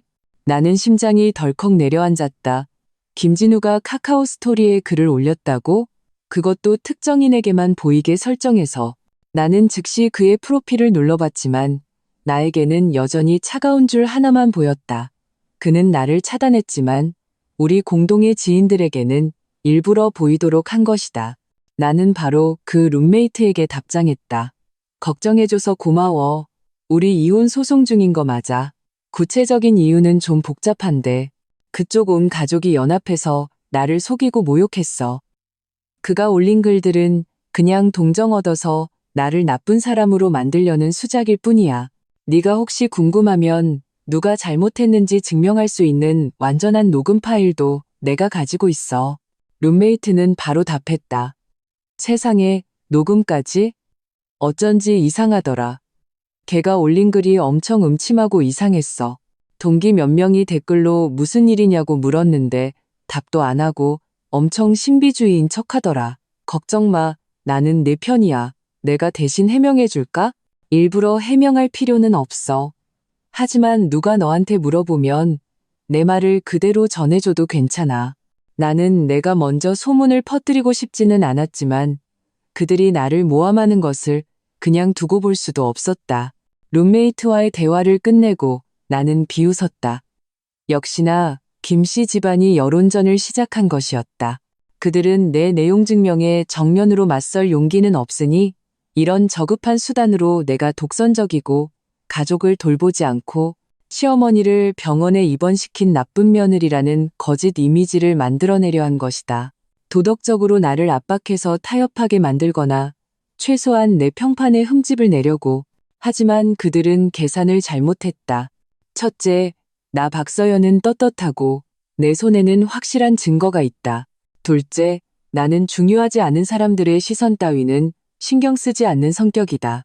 셋째, 정말 판단력 있는 사람이라면 그런 애매모호한 카카오 스토리 글 하나만 보고 섣불리 판단하지 않을 것이다. 하지만 나는 몇몇 사람들의 오지랖과 시댁의 흑백 논리 전파 능력을 과소평가했다. 오후에 어머니께 전화가 왔다. 어머니의 목소리에는 걱정과 약간의 분노가 섞여 있었다. 서연아, 방금 내 시댁 쪽 무슨 먼 친척이라는 이모 할머니한테서 전화가 왔어. 말을 빙빙 돌리면서 젊은 사람들은 참을 줄도 알아야 한다느니, 네가 진우 엄마를 충격으로 병원에 입원시켰다느니, 이제 와서 이혼까지 하려고 해서 진우가 회사에서도 고개를 못 들고 다닌다느니, 이게 도대체 어떻게 된 일이니? 걔네 집안 사람들이 어떻게 나한테까지 전화를 하니? 나는 화가 머리끝까지 치밀었다. 그들이 감히 우리 부모님까지 괴롭히다니. 나는 분노를 억누르고 최대한 침착하게 일의 전말을 남이라는 발언, 웨딩카 취소, 내용 증명 등 모든 것을 어머니께 상세히 설명했다. 그리고 내 손에 녹음 증거가 있다는 것도 말씀드렸다. 어머니는 다 듣고 나서 몇 초간 침묵하시더니 다시 입을 열었을 때 목소리는 평소에 냉정하고 날카로운 톤으로 돌아와 있었다. 그런 거였구나. 어쩐지 내 딸이 이유 없이 그러는 애가 아니지. 서연아, 잘했다.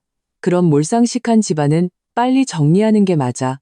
걱정 마. 아빠한테는 내가 잘 얘기할게.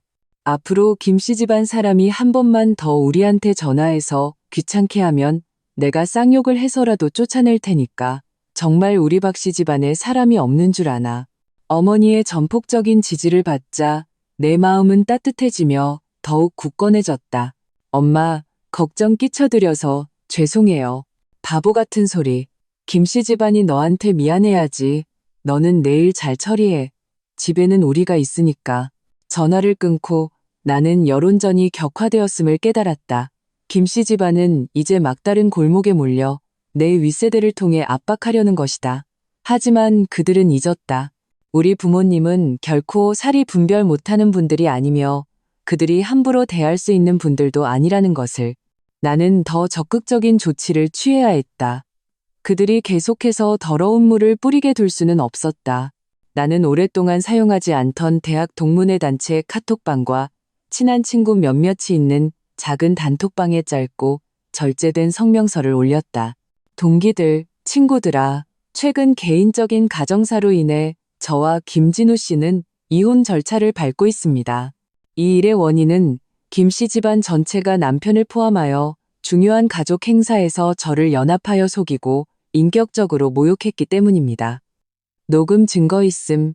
이는 제게 용납할 수 없는 선을 넘은 행동이었기에 돌이킬 수 없게 되었습니다.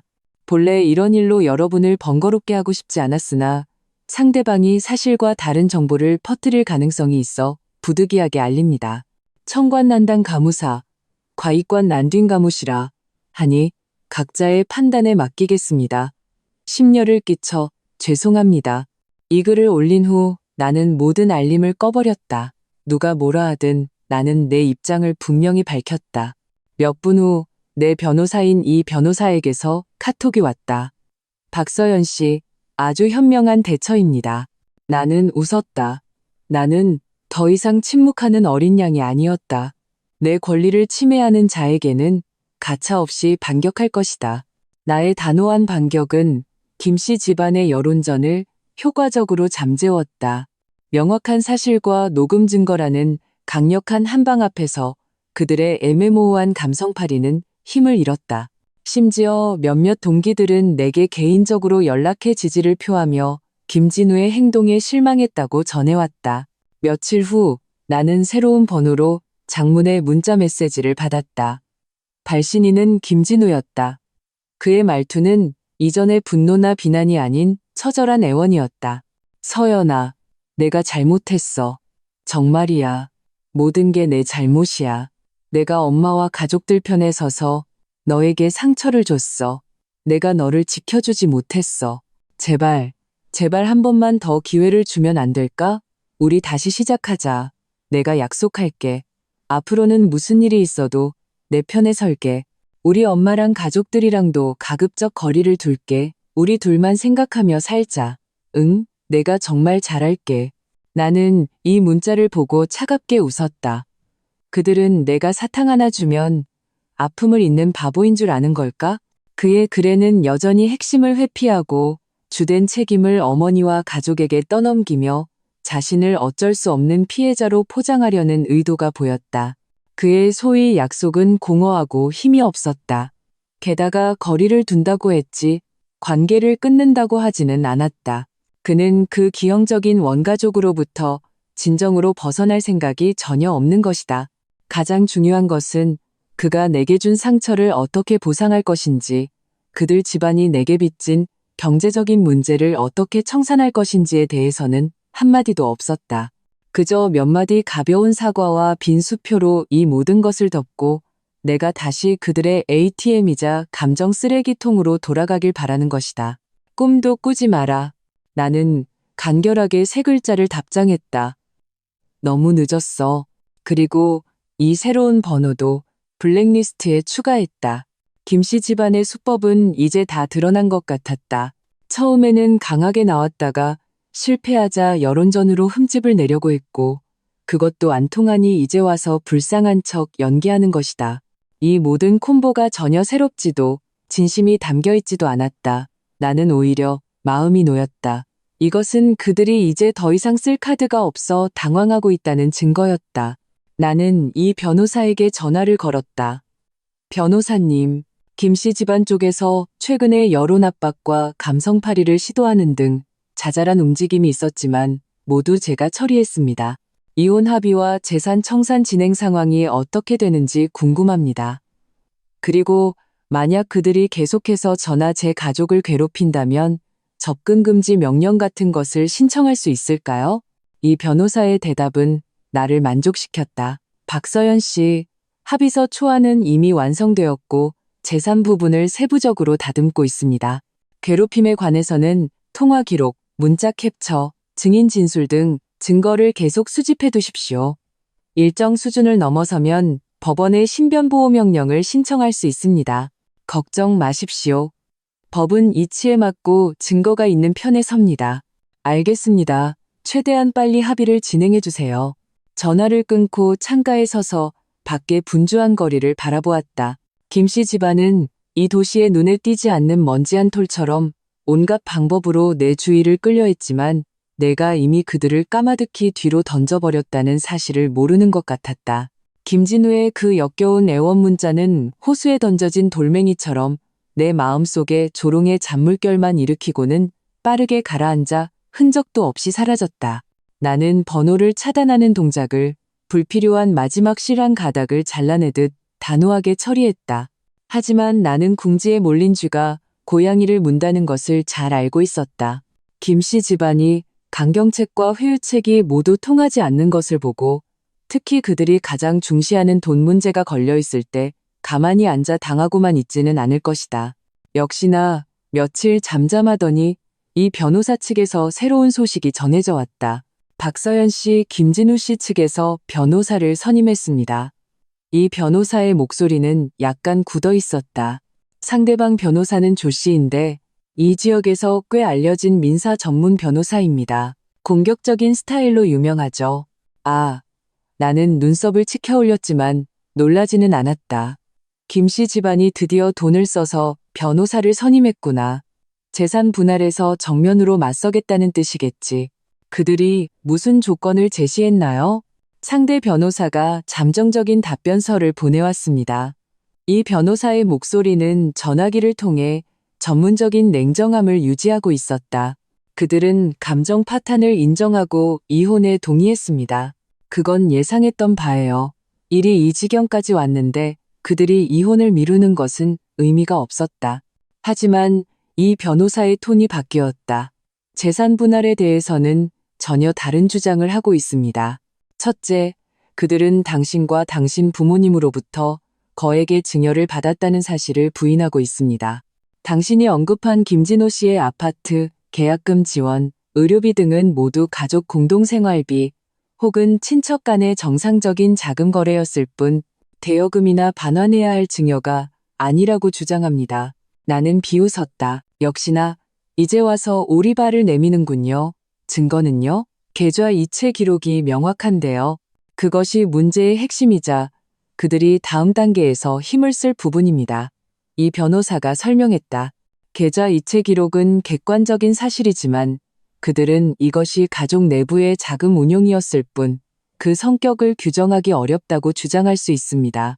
더 까다로운 것은 상대방이 김진우 씨 명의의 3천만 원 상당의 차량이 비록 당신의 혼전 재산으로 구입했지만 혼인기간 동안 김진우 씨가 계속 사용했고 일부 할부금이 혼인기간 동안 공동으로 상환되었으므로 분할을 요구하고 있다는 점입니다. 적반하장도 유분수지. 그 차는 우리 집에서 전액 현금으로 사준 내 명의의 차였다. 단지 김진우가 출퇴근하기 편하도록 타게 해준 것뿐이었다. 혼인 기간 동안 공동으로 할부금을 상환했다는 것은 말도 안 되는 소리였다. 그 차는 애초에 할부 자체가 없었다. 그들이 증거를 위조하고 있는 거예요. 나는 문제의 심각성을 즉시 깨달았다. 그럴 가능성을 배제할 수 없습니다. 이 변호사의 목소리는 진지했다. 또한 상대방은 김진우 씨가 혼전에 2억 원의 예금이 있었고 이 돈을 혼인 후 공동생활을 위해 사용했으므로 이 부분의 혼전 재산에 대한 분할을 요구하고 있습니다. 말도 안 돼. 김진우는 결혼 전에 평범한 직장인이었어요. 2억 원이 어디서 나요? 이건 분명히 우리 집이 잘 사는 걸 보고 없는 빚을 만들어서 내 재산을 뜯어내려는 수작이에요. 이 변호사님, 그들의 의도는 명확해요. 말도 안 되는 억지를 부리고 빚을 위조해서 최대한 많은 돈을 뜯어내려는 거죠. 나는 냉정하게 분석했다. 우리는 어떻게 해야 할까요? 오는 창은 맑고 오는 칼은 피해야죠. 이 변호사는 침착하게 말했다. 첫째, 우리에게는 더 확실한 증거가 필요합니다. 당신이 정리한 계좌 이체 기록은 훌륭하지만 이 돈의 특수성을 증명할 추가적인 증거가 필요합니다. 예를 들어 당시 이것이 대여나 도움이었지 증여가 아니라는 내용이 담긴 대화 기록이나 녹음 파일 같은 것들이요. 둘째, 차량과 소위 혼전 예금에 대해서는 강력한 반박 증거가 필요합니다. 차량 구매 계약서와 대금 지불 영수증이 핵심입니다. 예금에 대해서는 김진우 씨의 혼전 몇 년간의 은행 거래 내역을 조회하면 진실은 명백해질 겁니다. 대화 기록과 녹음 파일은 있어요. 이전에 일부 보내드렸고 더 초기의 자료들도 최대한 빨리 정리해서 보내드릴게요. 나는 즉시 말했다. 차량 구매 관련 모든 서류는 제 금고에 있습니다. 은행 거래 내역은 나는 잠시 생각했다. 개인은행 거래 내역을 조회하려면 합법적인 절차와 이유가 필요했다. 소송 중에 변호사가 법원에 조사 명령을 신청하는 것이 더 편리할 겁니다. 은행 거래 내역 조회는 제게 맡기십시오. 이 변호사가 말을 이었다. 지금 가장 시급한 것은 우리에게 유리한 증거를 확보하는 것입니다. 그리고 박서연 씨, 최근 김 씨 집안이 재산을 빼돌리거나 숨기려는 움직임이 있는지 주의 깊게 살펴보시길 권합니다. 그들 명의로 된 재산이 많지는 않겠지만 대비해서 나쁠 건 없습니다. 이 변호사의 조언에 나는 경각심을 느꼈다. 김진호의 그 아파트, 비록 계약금의 상당 부분을 내가 도와줬지만 명의는 김진호의 것이었다. 만약 그들이 궁지에 몰리면 나는 즉시 아버지께 전화를 걸어 상황을 설명했다. 아버지는 듣고 나서 알았다. 그 아파트 동향을 알아볼 사람을 붙여놓겠다고만 하셨다. 사업계에서 수십 년을 보낸 아버지의 인맥과 수완은 내가 감히 비교할 수 없었다.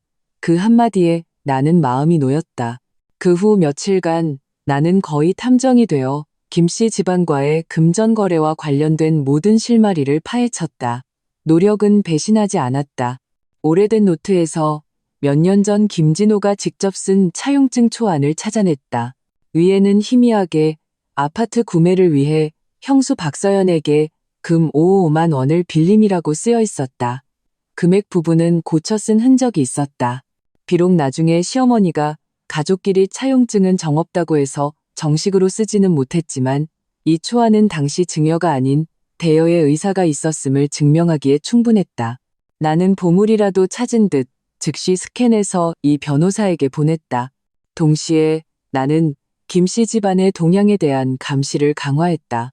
한 친구를 통해 우연히 듣게 된 바로는 김진호가 최근 부동산 중개업자들을 자주 만나며 자신의 아파트 시세를 알아보고 다닌다는 것이었다.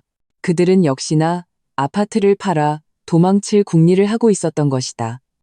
재산 분할 대상이 없는 것처럼 꾸미려던 속셈이었다. 나는 속으로 비웃었다. 움직임 한번 빠르네. 나는 즉시 이 소식을 이 변호사에게 알렸다. 이 변호사는 신속하게 움직였다. 다음 날 바로 법원에 재산보전 신청, 즉 가압류를 신청했다. 해당 아파트의 매매를 동결시켜달라는 요청이었다. 이유는 해당 아파트 구매 자금 중 부부 공동재산 혹은 우리 측 채권의 중요한 부분이 포함되어 있기 때문이었다. 법원의 일처리는 빨랐고 우리 측 증거가 비교적 충분했기 때문에 가압류 결정은 신속하게 내려졌다. 부동산 등기소의 통지서가 김씨 집안에 도착했을 때 어떤 대혼란이 일어났을지는 상상하고도 남았다. 역시나 김진우의 전화가 즉시 빗발쳤다. 이번에는 그의 회사 전화였다. 목소리는 격앙되어 있었고 위선적인 가면을 완전히 벗어 던진 상태였다. 박서연, 너 진짜 독하다. 감히 가압류를 신청해? 우리를 완전히 죽이려는 거야? 그 아파트는 진호 건데 너랑 무슨 상관이야? 나랑 무슨 상관이냐고? 나는 차갑게 반문했다. 그 안에 내 돈이 얼마나 들어갔는지 당신들 스스로 잘 알 텐데. 몰래 집 팔아서 재산 빼돌리려는 속셈. 김진우 씨, 그런 유치한 수법은 안 통할걸? 너 말도 안 되는 소리 하지 마. 우리가 언제 집을 팔려고 했다고? 아, 그래? 그럼 내가 그 부동산 중개업자 이름이랑 연락처를 법원에 제출해서 사실 확인 좀 해달라고 할까? 내 가벼운 한마디에 그는 말문이 막혔다. 전화기 저편에서는 거친 숨소리만 들려왔다. 한참 후 그는 이를 갈며 말했다. 박서연, 너 두고 봐. 이렇게 해서 네가 이길 것 같아?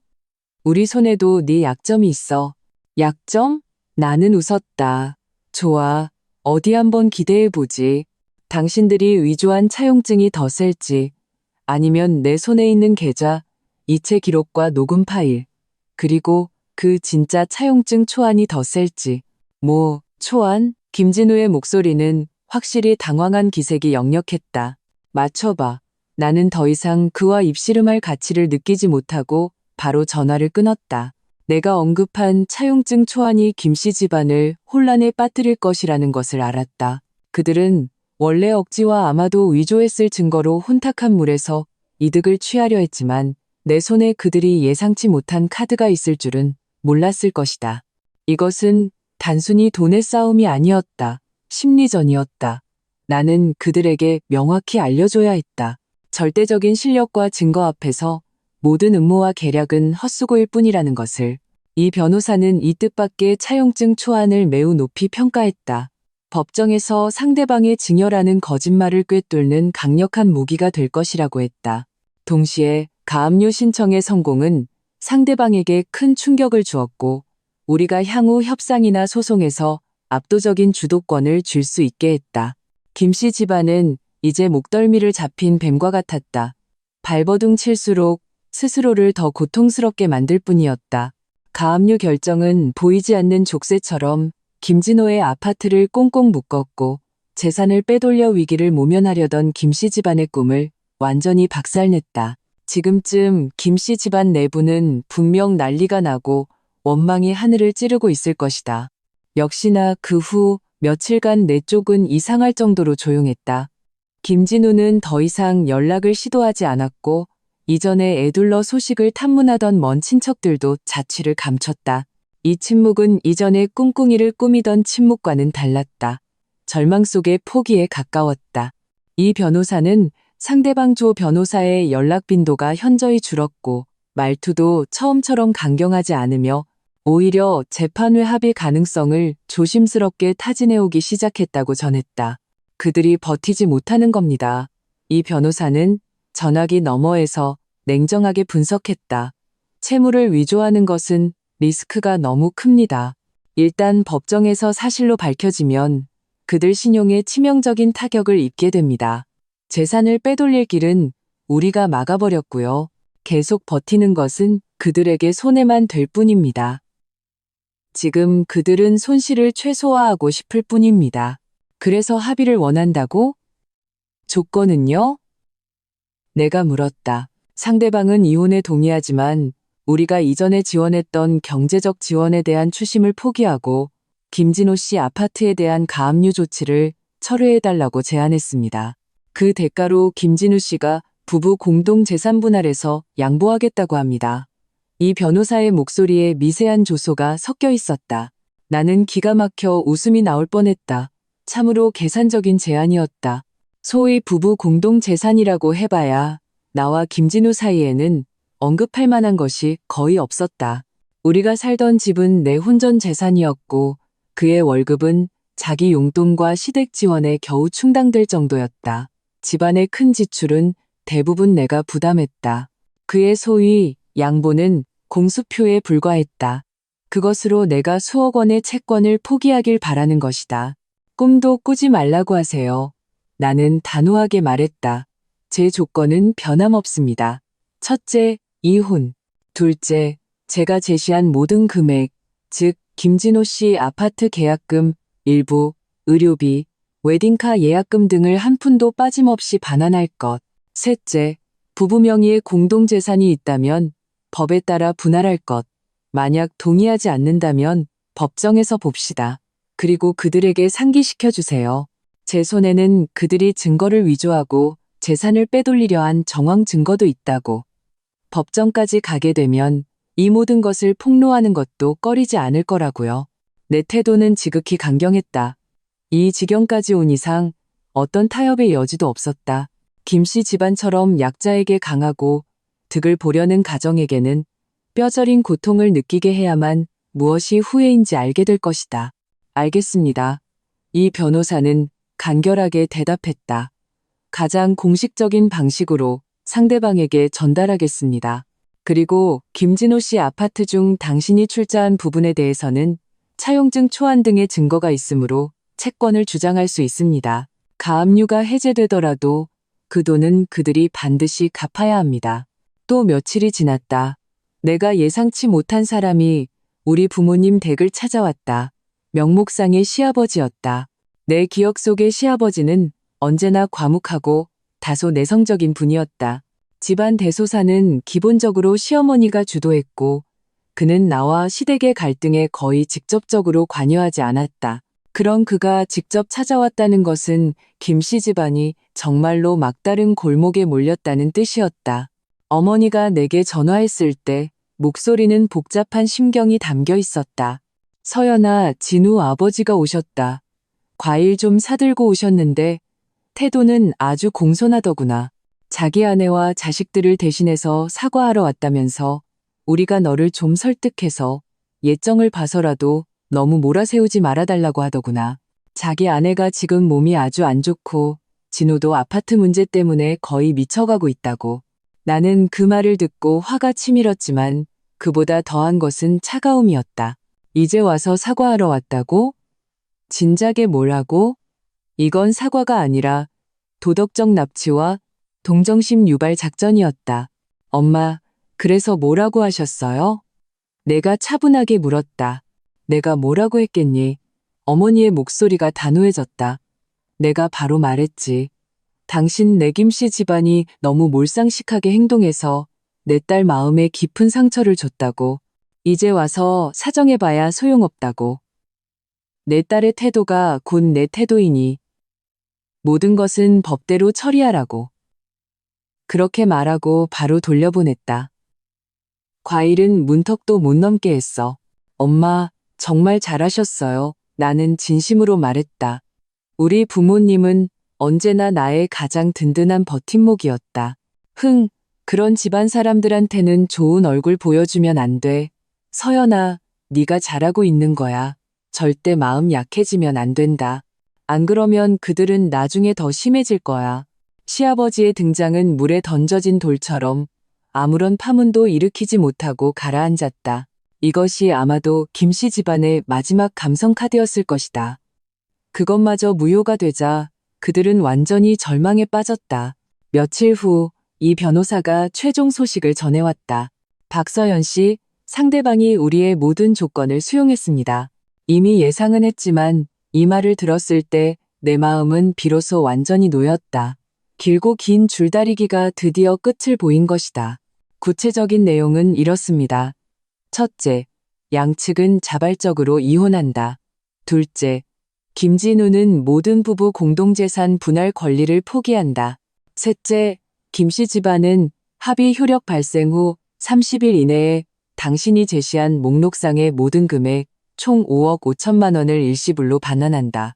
이는 김진호 씨 아파트 계약금, 의료비, 웨딩카 예약금 및 기타 자잘한 대여금을 포함한다. 넷째, 우리 측은 모든 금액을 수령한 후 김진호 씨 아파트에 대한 가압류 신청을 철회한다. 다섯째, 양측은 이로써 혼인관계를 해소하며 더 이상 어떠한 분쟁도 없음을 확인한다. 빈손으로 이혼하는 것, 그리고 모든 빚을 갚는 것. 이것은 내가 얻어낼 수 있는 가장 이상적인 결과였다. 김진우는 한 푼도 받지 못할 뿐만 아니라 지난 몇 년간 우리 집에서 빌려간 돈을 이자까지 쳐서 토해내야 했다. 그들이 그렇게 순순히 동의했다고요? 나는 의외였다. 자잘한 금액이나 지불 방식을 두고 조금 더 버틸 줄 알았다. 이 변호사는 웃으며 말했다. 동의하지 않을 수 없었을 겁니다. 제가 그들에게 만약 법정까지 갔을 때 직면하게 될 리스크를 상세히 설명했습니다.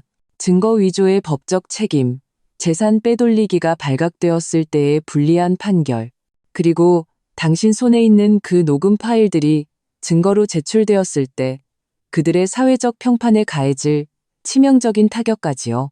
이해득 씨를 따져봤을 때 이것이 그들의 유일한 선택지였을 겁니다. 돈은 없어져도 다시 벌 수 있지만 전과가 남거나 평판이 완전히 바닥나면 그야말로 끝이니까요. 그랬군요. 절대적인 열세와 거대한 리스크 앞에서 김씨 집안은 마침내 꼬리를 내리고 손절을 선택한 것이었다. 합의서 서명은 언제 하나요? 조항에 이의가 없으시다면 가장 빠른 시일 내에 양측 변호사 입회하에 정식으로 서명하도록 일정을 잡겠습니다. 이해 없습니다. 최대한 빨리 진행해 주세요. 나는 긴 한숨을 내쉬었다. 오랫동안 가슴을 짓누르던 돌덩이가 드디어 치워진 느낌이었다. 알겠습니다. 그리고 박서연 씨, 이 변호사가 덧붙였다. 서명 시 김진우 씨가 참석할 수 있습니다. 만약 그를 보고 싶지 않으시다면 따로 서명하도록 하거나 제가 전적으로 대리할 수 있습니다. 나는 잠시 생각하다가 말했다. 아닙니다. 제가 직접 가겠습니다. 어떤 장면들은 직접 마무리해야죠. 마지막 얼굴은 봐야 했다. 미련이 남아서가 아니었다. 한때 내가 온 마음을 다해 사랑했지만 결국 온 가족과 함께 나를 철저히 짓밟은 그 남자가 이 굴욕적인 이혼 합의서에 서명할 때 어떤 표정을 지을지 직접 보고 싶었다. 이 황당한 결혼 생활에 내 손으로 직접 마침표를 찍고 싶었다.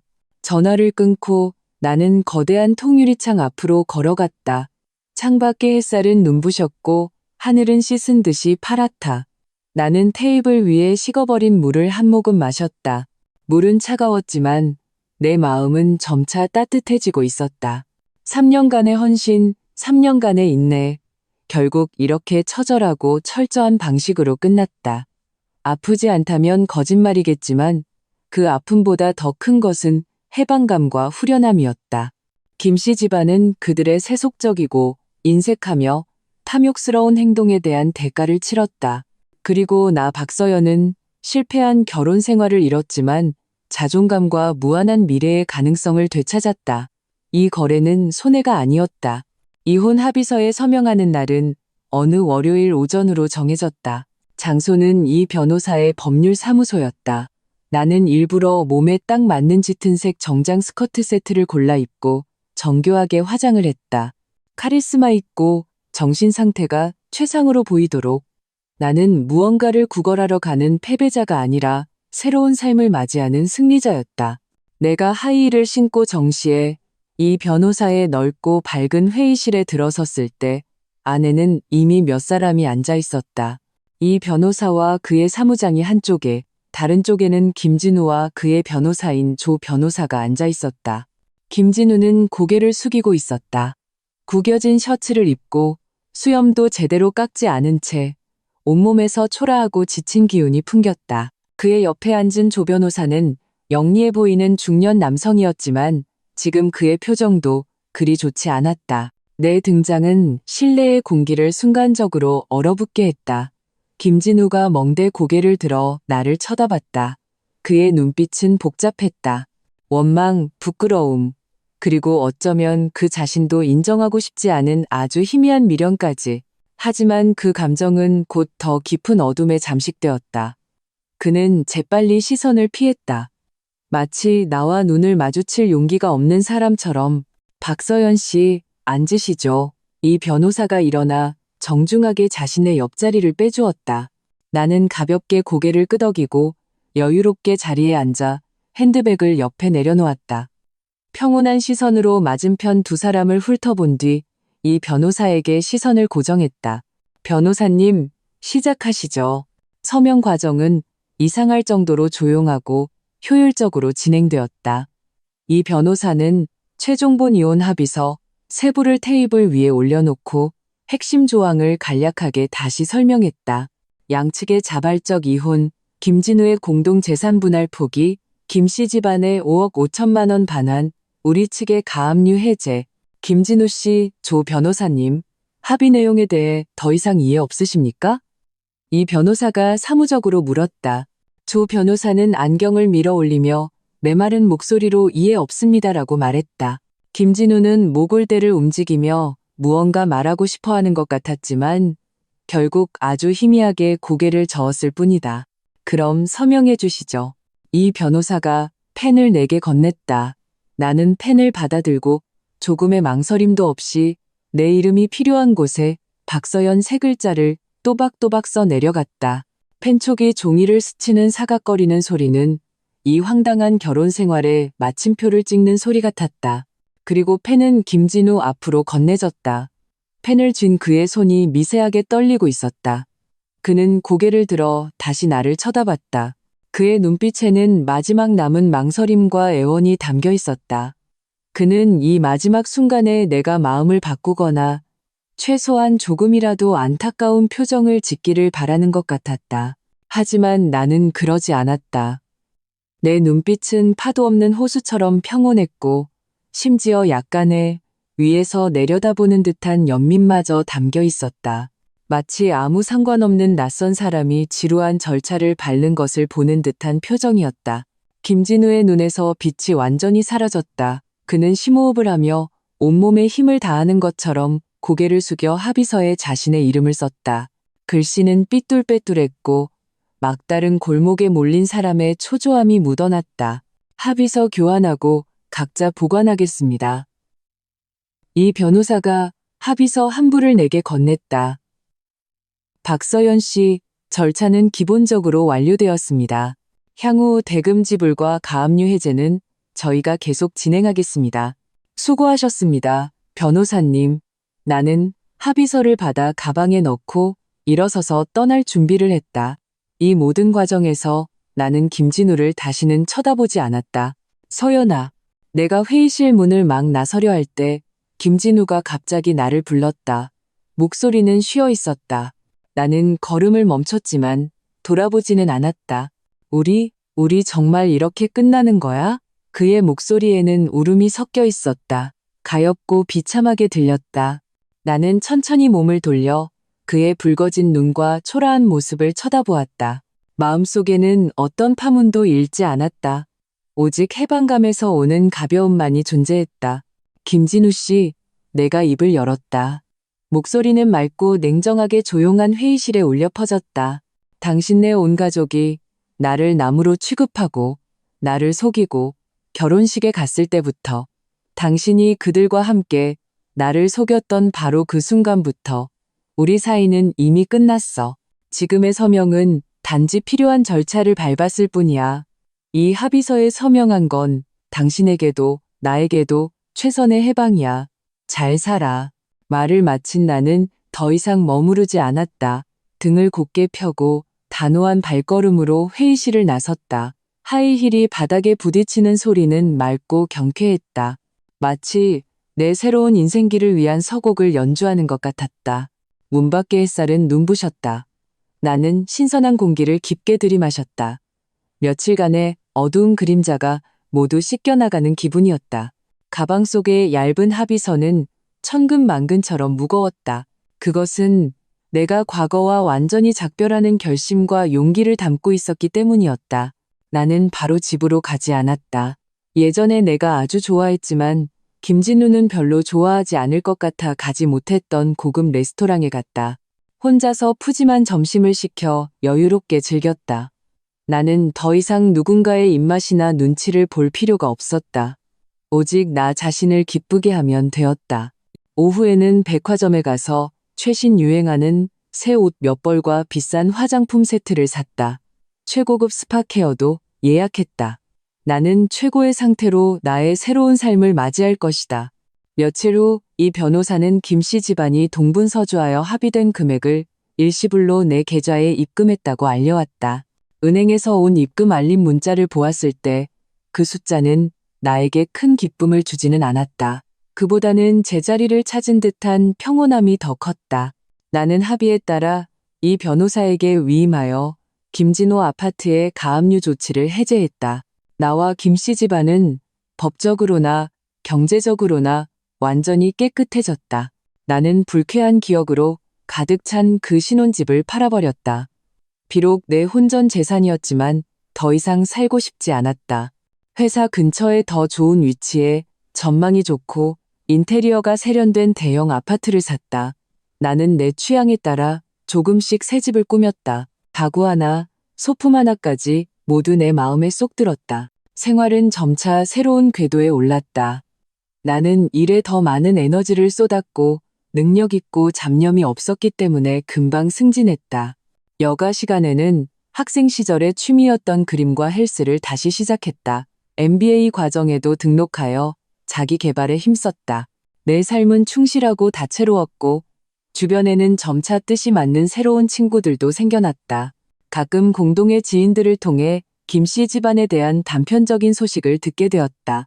듣자 하니 김진우의 그 아파트는 결국 빚을 갚고 김진우가 이혼 후 혼자 감당해야 할 월세와 생활비를 대기 위해 팔렸다고 했다. 가격은 그리 좋지 않았다고. 김진호는 부모님의 낡은 집으로 다시 들어가 살게 되었고 부모님과의 갈등이 끊이지 않는다고 했다. 듣자 하니 김진우는 이혼 후 상태가 계속 좋지 않았고 일에도 영향을 받았다고 했다. 한 번은 술에 취해 후회막 심하다고 울며 하소연했다는 소문도 들렸다. 듣자 하니 나의 전 시어머니는 연이은 충격으로 건강이 예전 같지 않지만 성질은 여전히 까다로워서 동네 사람들과 이야기할 때 여전히 내 험담을 한다고 했다. 하지만 이제는 아무도 그 말에 동조해주지 않고 오히려 뒤에서 그 집안을 웃음거리로 삼는다고 했다. 이런 소식을 들을 때마다 내 마음은 아무런 동요도 없었다. 심지어 약간 웃음이 나올 뻔했다. 그들이 잘 살든 못 살든 이미 나와는 상관없는 일이었다. 그들의 비참함이 나의 행복을 돋보이게 하는 것은 아니었다. 나의 행복은 나 자신의 강인함과 독립에서 비롯된 것이지 그들의 고통 위에 세워진 것이 아니었으니까. 1년 후 어느 저녁 나는 새로 산 스포츠카를 몰고 강변북로를 달리고 있었다. 저녁 바람이 얼굴을 스치고 한강은 따뜻한 금빛으로 물들어 있었다. 나는 좋아하는 음악을 들으며 전례 없는 평온함과 자유를 느꼈다. 신호 대기 중에 나는 우연히 길가 버스 정류장 아래에 서 있는 익숙하면서도 낯선 그림자를 보았다. 김진우였다. 그는 값싼 정장을 입고 서류 가방을 든 채 고개를 숙이고 있었다. 그의 그림자는 석양에 길게 늘어져 유난히 외롭고 지쳐 보였다. 그는 버스를 기다리는 것 같았다. 내 차 창문은 짙게 선팅이 되어 있어 그는 나를 보지 못했다. 신호가 녹색으로 바뀌었다. 나는 가볍게 가속 페달을 밟았다. 스포츠카는 낮은 굉음을 내며 부드럽게 차선에 합류했다. 그와 그가 상징하는 어두운 과거를 저 멀리 뒤로 던져버렸다. 100m에도 흔적조차 남지 않았다. 시간은 최고의 걸음망이자 가장 좋은 약이었다. 이혼 후의 나날들은 천천히 펼쳐지는 새로운 그림 같았다. 모든 붓질은 나 스스로 했고 색채는 밝았으며 구도는 자유로웠다. 나는 서울 중심가의 새 아파트로 이사했다. 거대한 통유리창 밖으로는 화려한 도시의 스카이라인이 펼쳐졌고 밤이 되면 네온사인이 은하수처럼 쏟아졌다. 나는 과거와 관련된 김씨 집안의 흔적이 묻은 모든 물건을 버렸다. 가구부터 식기, 심지어 펜 한 자루까지. 새 집은 완전히 내 취향에 맞춰 심플하고 모던하게 예술적인 소품들과 내가 직접 그린 작은 그림들로 꾸며졌다. 이곳에는 시댁 친척들의 잔소리도 김진우가 남긴 담배 냄새도 나무로 취급받던 숨막히는 억압감도 없었다. 모든 구석구석에서 나 박서연의 독립과 평온함이 느껴졌다. 이래서는 무거운 족쇄를 벗어 던진 듯 에너지가 넘치고 생각이 민첩해졌다. 예전에는 가정사와 시댁이 주는 부정적인 감정 때문에 업무에 영향을 받기도 했지만 이제는 완전히 일에만 집중했다. 내가 주도한 몇몇 프로젝트는 획기적인 성공을 거두었고 고객과 상사의 높은 평가를 받았다. 반년 후 나는 파격적으로 부서 총괄이사로 승진했고 연봉과 직위 모두 한 단계 올라섰다. 회의 테이블에서 자신감 있고 침착하게 발언하고 협상에서 한치의 양보도 없이 이익을 쟁취하는 나. 결혼 생활 속에서 한때 주눅들고 모든 사람의 비위를 맞추려 애쓰던 박서연은 이제 완전히 사라졌다. 생활도 더욱 다채로워졌다. 나는 다시 붓을 잡고 전문 유아반에 등록했다. 주말에는 종종 화실에서 반나절을 보냈고 물감 냄새는 나를 평온하고 충만하게 했다. 개인 트레이너와 함께 운동하며 복근이 선명해지고 자세는 곱고 아름다워졌다. 몸과 마음이 모두 건강한 빛을 발했다. 나는 뜻이 맞는 친구 몇몇과 자매회를 만들어 정기적으로 모여 맛있는 음식을 나누고 여행하며 서로를 지지하고 격려했다. 우리는 함께 콘서트에 가고 미술 전시회를 보고 새로 생긴 맛집을 찾아다니거나 조용한 카페에서 오후 내내 수다를 떨었다. 이런 순수하고 편안한 우정은 과거 김씨 집안의 복잡한 인간관계 속에서는 결코 경험해보지 못한 것이었다. 물론 김씨 집안에 대한 소식이 완전히 끊긴 것은 아니었다. 결국 같은 도시에 살고 있으니 공동의 지인들이 무심코 언급할 때가 있었다. 단지 이 소식들은 내 귀에 들어와도 더 이상 어떤 파문도 일으키지 못했다. 마치 나와 상관없는 조금 안타까운 사회 뉴스를 듣는 것 같았다. 김진호는 집을 팔아 빚을 갚은 후 부모님과 낡은 집에 얹혀 살며 갈등이 심해졌다고 했다. 원래도 눈만 높고 실력은 없던 그는 이제 완전히 자포자기 상태가 되어 도박에 빠져 사채까지 썼다고 했다. 빚쟁이들이 집에 찾아와 소란을 피워 안 그래도 몸이 좋지 않던 전 시어머니를 더욱 힘들게 했다고. 한때 큰 기대를 걸었던 막내 아들은 이제 그녀의 가장 큰 골칫거리이자 수치가 되었다. 김진우는 이혼 후 오랫동안 침체기를 겪었고 이래도 영향을 받아 원래 있던 프로젝트 팀에서 한직으로 밀려났다고 했다. 예전 동료가 우연히 그를 만났는데 많이 늙고 눈빛이 어두워져 예전의 기세는 찾아볼 수 없었다고 했다. 그 후 소개팅도 해봤지만 그가 상대를 마음에 들어하지 않거나 상대방이 그의 집안 사정을 듣고는 연락을 끊었다고. 그의 어머니와의 관계도 매우 악화되어 전 시어머니는 그에게 마누라 하나 지키지 못한 무능한 놈이라고 자주 원망하고, 김진우는 반대로 어머니와 동생의 탐욕이 내 결혼을 망쳤다고 비난한다고 했다.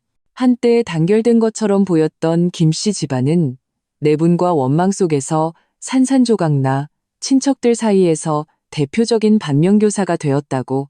한 번은 화실에 가는 길에 신호대기 중에 나의 전 시어머니를 보았다. 그녀는 장바구니를 들고 버스 정류장에서 버스를 기다리고 있었다. 등은 굽었고 머리는 희끗희끗하고 헝클어져 있었다. 기억 속 고운 한복을 입고 결혼식 사진 속에서 기세등등하던 시어머니와는 전혀 다른 사람이었다. 그녀는 시선을 느꼈는지 멍하니 고개를 들었고 고급 스포츠카에 앉아있는 나와 잠시 시선이 마주쳤다. 나는 선글라스를 끼고 있어서 그녀가 나를 알아보지 못했거나 알아봤지만 확신하지 못했을 것이다. 나는 그저 평온하게 시선을 거두었다.